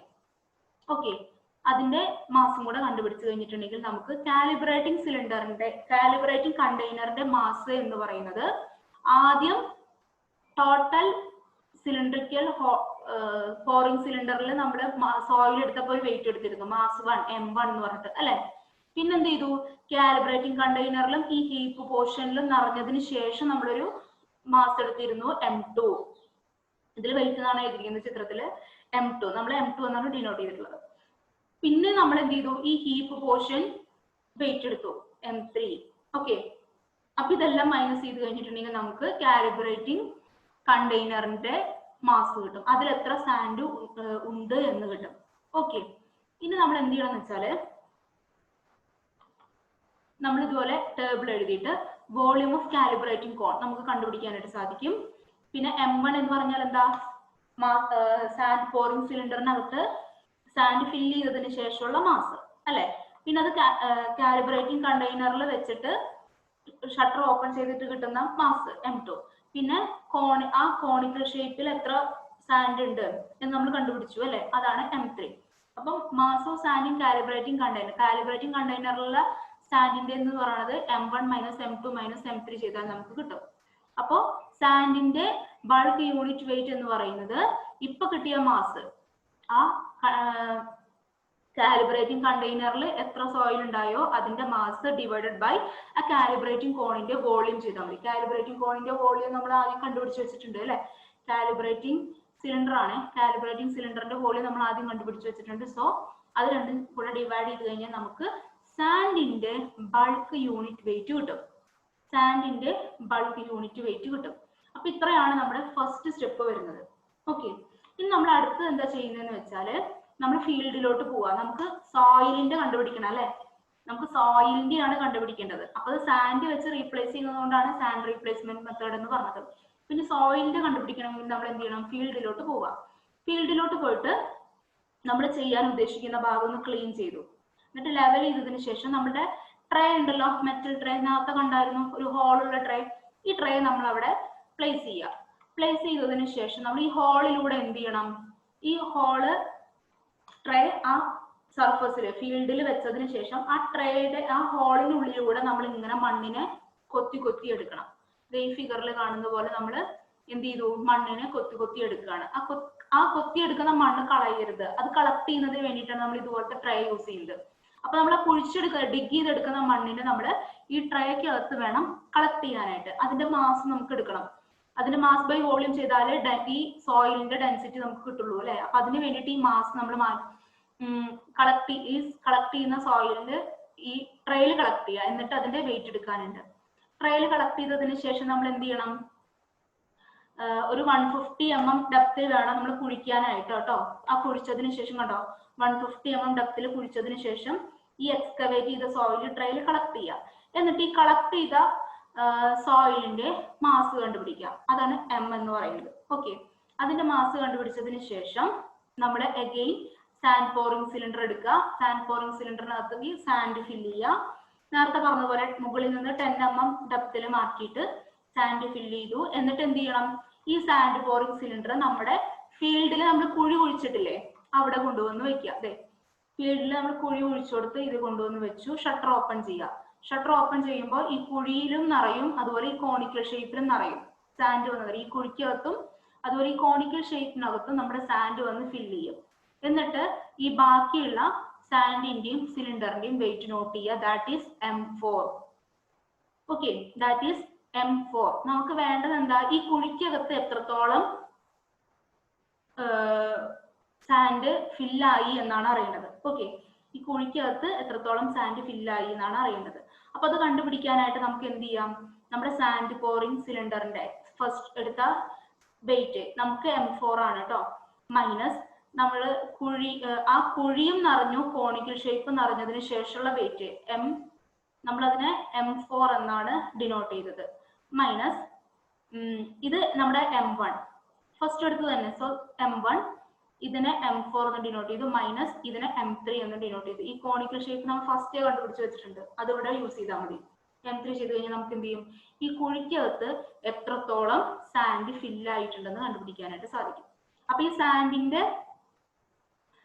സാൻഡിന്റെ വെയിറ്റ് നമുക്ക് കിട്ടി. കുഴിക്കകത്ത് എത്രത്തോളം സാൻഡ് ഉണ്ട് അതിന്റെ വെയിറ്റ് കിട്ടി, അതിന്റെ മാസ് കിട്ടി. ഓക്കെ, കുഴിക്കകത്ത് എത്രത്തോളം സാൻഡ് ഫില്ലായി എന്നുള്ളതിന്റെ മാസ് ദേ നമ്മളിപ്പോ ഇവിടെ നിന്ന് കണ്ടുപിടിച്ചു. ഇനി നമുക്ക് സാൻഡിന്റെ ബൾക്ക് ഡെൻസിറ്റി നമ്മൾ നേരത്തെ കണ്ടുപിടിച്ച് വെച്ചിട്ടുണ്ട് ഫസ്റ്റ് സ്റ്റെപ്പില്, അല്ലെ? സാൻഡിന്റെ ബൾക്ക് ഡെൻസിറ്റി നമ്മൾ ഫസ്റ്റ് സ്റ്റെപ്പിൽ കണ്ടുപിടിച്ച് വെച്ചിട്ടുണ്ട്. അപ്പൊ ഈ മാസ് ബൈ ബൾക്ക് ഡെൻസിറ്റി ചെയ്താൽ നമുക്ക് എന്ത് കിട്ടും, വോളിയം കിട്ടും. ഓക്കെ, വോളിയം ഓഫ് നമ്മുടെ ഹോളിന്റെ വോളിയം കിട്ടും. ക്ലിയർ ആണോ പറഞ്ഞത്? ഹോളിന്റെ വോളിയം കിട്ടും. ഓക്കെ, ഇനി നമ്മൾ എക്സ്കവേറ്റ് ചെയ്ത സോയിലിന്റെ വെയിറ്റ് എടുക്കണം എന്ന് പറഞ്ഞു, വെയിറ്റ് നോക്കി വെക്കണം എന്ന് പറഞ്ഞിരുന്നു അല്ലെ, മാസ്. അപ്പൊ എക്സ്കവേറ്റ് ചെയ്ത സോയിലിന്റെ മാസ് കിട്ടി M, ഹോളിന്റെ വോളിയം കിട്ടി V. അപ്പൊ ആ ഫീൽഡിൽ ഉണ്ടായിരുന്ന സോയിലിന്റെ ഡെൻസിറ്റി എന്ന് പറയുന്നത് എക്സ്കവേറ്റ് ചെയ്ത സോയിലിന്റെ മാസ് ഡിവൈഡഡ് ബൈ ഹോളിന്റെ വോളിയം. ഓക്കെ, അപ്പൊ നമുക്ക് എന്ത് കിട്ടി, ബൾക്ക് ഡെൻസിറ്റി കിട്ടി. ഇനി ഡ്രൈ ഡെൻസിറ്റി കാണാൻ എന്ത് ചെയ്യണം, bulk density divided by 1+W ചെയ്യണം. ഓക്കെ, അപ്പൊ ഇതാണ് സാൻഡ് റീപ്ലേസ്മെന്റ് മെത്തേഡിൽ ചെയ്യുന്നത്. ഞാൻ ഓടിച്ച് ഒന്നുകൂടെ സാൻഡ് റീപ്ലേസ്മെന്റ് മെത്തേഡ് പറയാം. ഫസ്റ്റ് നമ്മൾ കണ്ടുപിടിക്കുന്നത് സാൻഡിന്റെ ബൾക്ക് ഡെൻസിറ്റി ആണ്. അതിന് നമ്മൾ എന്ത് ചെയ്തു, കാലിബ്രേറ്റിംഗ് സിലിണ്ടറിന്റെ വോളിയം കണ്ടുപിടിച്ചു വെച്ചു. സാൻഡ് പോറിംഗ് സിലിണ്ടറിനകത്തേക്ക് സാൻഡ് ഫില്ല് ചെയ്തു. നിങ്ങൾ ഇമാജിൻ ചെയ്യാട്ടോ, ഞാൻ പറയുമോ, സാൻഡ് പോറിംഗ് സിലിണ്ടറിനകത്തേക്ക് സാൻഡ് ഫില്ല് ചെയ്തു. ആ സിലിണ്ടർ കാലിബ്രേറ്റിംഗ് സിലിണ്ടറിന്റെ മുകളിൽ കൊണ്ടുവന്ന് വെച്ചു. ഷട്ടർ ഓപ്പൺ ചെയ്തു. അപ്പൊ അതിനകത്തുള്ള സാൻഡ് കംപ്ലീറ്റ് ഈ കാലിബ്രേറ്റിംഗ് കണ്ടെയ്നറിലും വന്ന് ഫില്ലാവും. പിന്നെ നമ്മുടെ സാൻഡ് പോറിംഗ് സിലിണ്ടറിന്റെ കോണിക്കൽ ഷേപ്പിലും വന്ന് ഫില്ലാവും. ഓക്കെ, നമ്മൾ അതിന്റെ വെയിറ്റ് നോട്ട് ചെയ്ത് വെച്ചു. ഓക്കെ, ഇനി നമ്മൾ എന്ത് ചെയ്യണം, ഒരു ഗ്ലാസ് പ്ലേറ്റില് ഈ സിലിണ്ടറിക്കൽ പോറിംഗ് സിലിണ്ടർ കൊണ്ടുവന്ന് വെച്ചിട്ട് ഷട്ടർ ഓപ്പൺ ചെയ്യുക. അപ്പൊ ആ കോണിക്കൽ ഷേപ്പ് മാത്രം ഫില്ലാവും. എന്നിട്ട് നമ്മൾ ഷട്ടർ ക്ലോസ് ചെയ്യുക. അതൊക്കെ നമ്മൾ എപ്പോഴാണ്, നമുക്ക് മുകളിലൂടെ നോക്കുമ്പോൾ മൂവ്മെന്റ് കാണാനായിട്ട് സാധിക്കും. സാൻഡിന് താഴോട്ട് പോകുന്നത് ഊർന്ന് പോകുന്നത് കാണാനായിട്ട് സാധിക്കും. അപ്പൊ മൂവ്മെന്റ് നിൽക്കുമ്പോഴാണ് ഷട്ടർ ക്ലോസ് ചെയ്യേണ്ടത്. എന്നിട്ട് അത് എടുത്ത് മാറ്റുമ്പോൾ കോണിക്കൽ ഷേപ്പ് ഫില്ലാവാനായിട്ട് എത്ര മാസ് വേണ്ടി വന്നു എന്ന് നോക്കുക. സോ നമുക്ക് ഈ സാൻഡ് ഫില്ല് ചെയ്ത സിലിണ്ടറിക്കൽ പോറിംഗ് സിലിണ്ടറിൽ നിന്ന് നമ്മുടെ കാലിബ്രേറ്റിംഗ് കണ്ടെയ്നറും കോണിക്കൽ ഷേപ്പും ഫില്ലാവാൻ വന്ന മാസ് മൈനസ് ചെയ്യുക. ഒപ്പം ആ കോണിക്കൽ ഷേപ്പ് ഫില്ലാവാൻ വേണ്ടി വന്ന മാസ് മൈനസ് ചെയ്ത് കഴിഞ്ഞാൽ കാലിബ്രേറ്റിംഗ് കണ്ടെയ്നറിൽ എത്ര മാസ് ഓഫ് സോയിൽ സാൻഡ് ഉണ്ടെന്ന് കിട്ടും. അപ്പൊ സാൻഡിന്റെ മാസ് കിട്ടി ഡിവൈഡഡ് ബൈ ആ കണ്ടെയ്നറിന്റെ വോളിയം ചെയ്ത് കഴിഞ്ഞിട്ടുണ്ടെങ്കിൽ ആ സാൻഡിന്റെ ഡെൻസിറ്റി കിട്ടും. അതാണ് നമ്മൾ ഫസ്റ്റ് സ്റ്റെപ്പിൽ ചെയ്യുന്നത്. ഓക്കെ, ആ സാൻഡിന്റെ ഡെൻസിറ്റി കിട്ടും, ബൾക്ക് ഡെൻസിറ്റി കിട്ടും. ഇനി നമുക്ക് സോയിലിന്റെ നമുക്ക് ഫീൽഡിലുള്ള സോയിലിന്റെയാണ് കണ്ടുപിടിക്കേണ്ടത്. അപ്പൊ നമ്മൾ ഫീൽഡിലേക്ക് വന്നു, കുറച്ച് ഏരിയ നമ്മൾ കണ്ടുപിടിച്ചിട്ട് നമ്മൾ മെറ്റൽ ട്രേ നമ്മൾ അവിടെ കൊണ്ടുവന്ന് വെച്ചു. ആ ഹോൾ ഉണ്ടല്ലോ, മെറ്റൽ ട്രേയിലെ ഹോളിലൂടെ നമ്മൾ എന്ത് ചെയ്തു, ആ സോയിലിനെ 150 mm ഡെപ്തിലേക്ക് എക്സ്കവേറ്റ് ചെയ്തെടുത്തു. എക്സ്കവേറ്റ് ചെയ്ത സോയിലിന്റെ വെയിറ്റ് നോട്ട് ചെയ്ത് വെച്ചു, mass of excavated soil note ചെയ്ത് വെച്ചു. എന്നിട്ട് ഈ സാൻഡ് പോറിംഗ് സിലിണ്ടറിനകത്തേക്ക് സാൻഡ് ഫില്ല് ചെയ്തിട്ട് നമ്മൾ ഫീൽഡിലുള്ള ഈ കുഴിയുടെ മുകളിൽ കൊണ്ടുവന്ന് വെച്ചു. ഷട്ടർ ഓപ്പൺ ചെയ്തു. അപ്പൊ കുഴിയും ഫില്ലാവും, കോണിക്കൽ ഷേപ്പും ഫില്ലാവും. പക്ഷെ ആ കോണിക്കൽ ഷേപ്പിൽ എത്ര വേണം, എത്ര മാസ് ഓഫ് സാൻഡ് ഉണ്ടാകും എന്ന് നമ്മൾ നേരത്തെ കണ്ടുപിടിച്ച് വെച്ചിട്ടുണ്ട്. അത് നമുക്കിവിടെ യൂസ് ചെയ്യാം.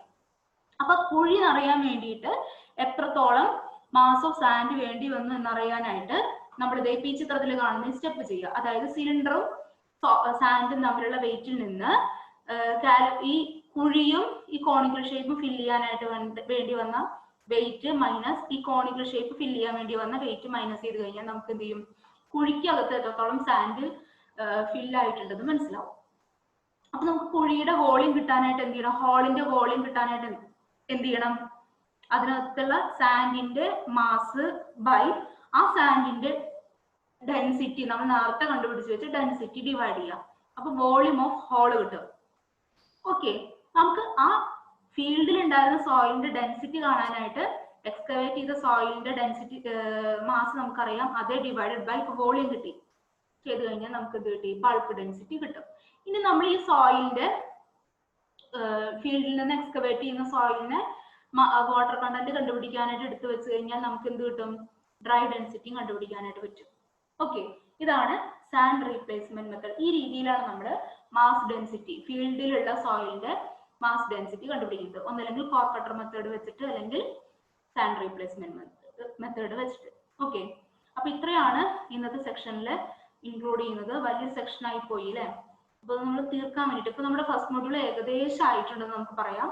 ചെറിയൊരു ടോപ്പിക് കൂടെ ബാക്കി ഉണ്ടായിരിക്കും. അത് പക്ഷെ നമുക്ക് കമ്മിങ് മൊഡ്യൂളിൽ ആവശ്യമുള്ളതാണ്. സോ അവിടെ നമുക്ക് എടുക്കാൻ പറ്റുന്നതായിരിക്കും കേട്ടോ.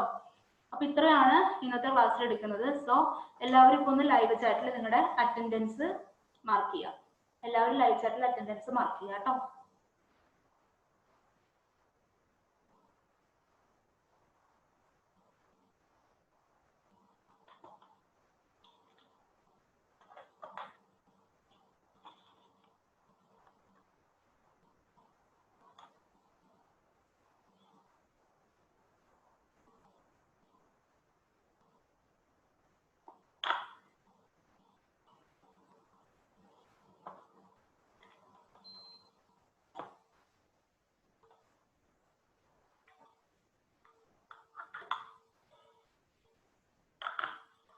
ഞാൻ എടുത്തോളാം. ചാറ്റിൽ അറ്റൻഡൻസ് ഇടുക. ഇനി നിങ്ങൾക്ക് ഓണം വെക്കേഷൻ ആയിരിക്കും അല്ലേ, കുറച്ച് ദിവസം അവധിയല്ലേ. അപ്പൊ ഇത് നമ്മുടെ ഓണത്തിന് മുന്നേയുള്ള ലാസ്റ്റ് ക്ലാസ് ആണ്. അപ്പൊ എല്ലാവർക്കും നല്ലൊരു ഓണാശംസകൾ. പിന്നെ മുഹറം ഉണ്ട്, അതിന്റെ ആശംസകൾ. മാത്രമല്ല എല്ലാവരും വീട്ടില് ശ്രദ്ധിച്ചൊക്കെ ഇരിക്കുക, പുറത്തൊന്നും കറങ്ങാൻ പോകരുത്, വീടിനകത്ത് തന്നെ ഇരിക്കുക അല്ലെ. വീടിനകത്ത് തന്നെ ഇരിക്കുക. ഇതുപോലെയുള്ള ക്ലാസ്സുകളൊക്കെ കേട്ട്, കഴിഞ്ഞുപോയ ക്ലാസ്സുകളൊക്കെ മിസ്സായവരുണ്ട് എന്നുണ്ടെങ്കിൽ ക്ലാസ്സുകളൊക്കെ കേൾക്കുക. സേഫ് ആയിട്ടിരിക്കുക, ഹാപ്പി ആയിട്ടിരിക്കുക. അപ്പൊ എല്ലാവർക്കും happy Onam, happy Muharram. Okay, thank you. ഇനി അത് വൈൻഡപ്പ് ചെയ്യണേ. ഓക്കെ.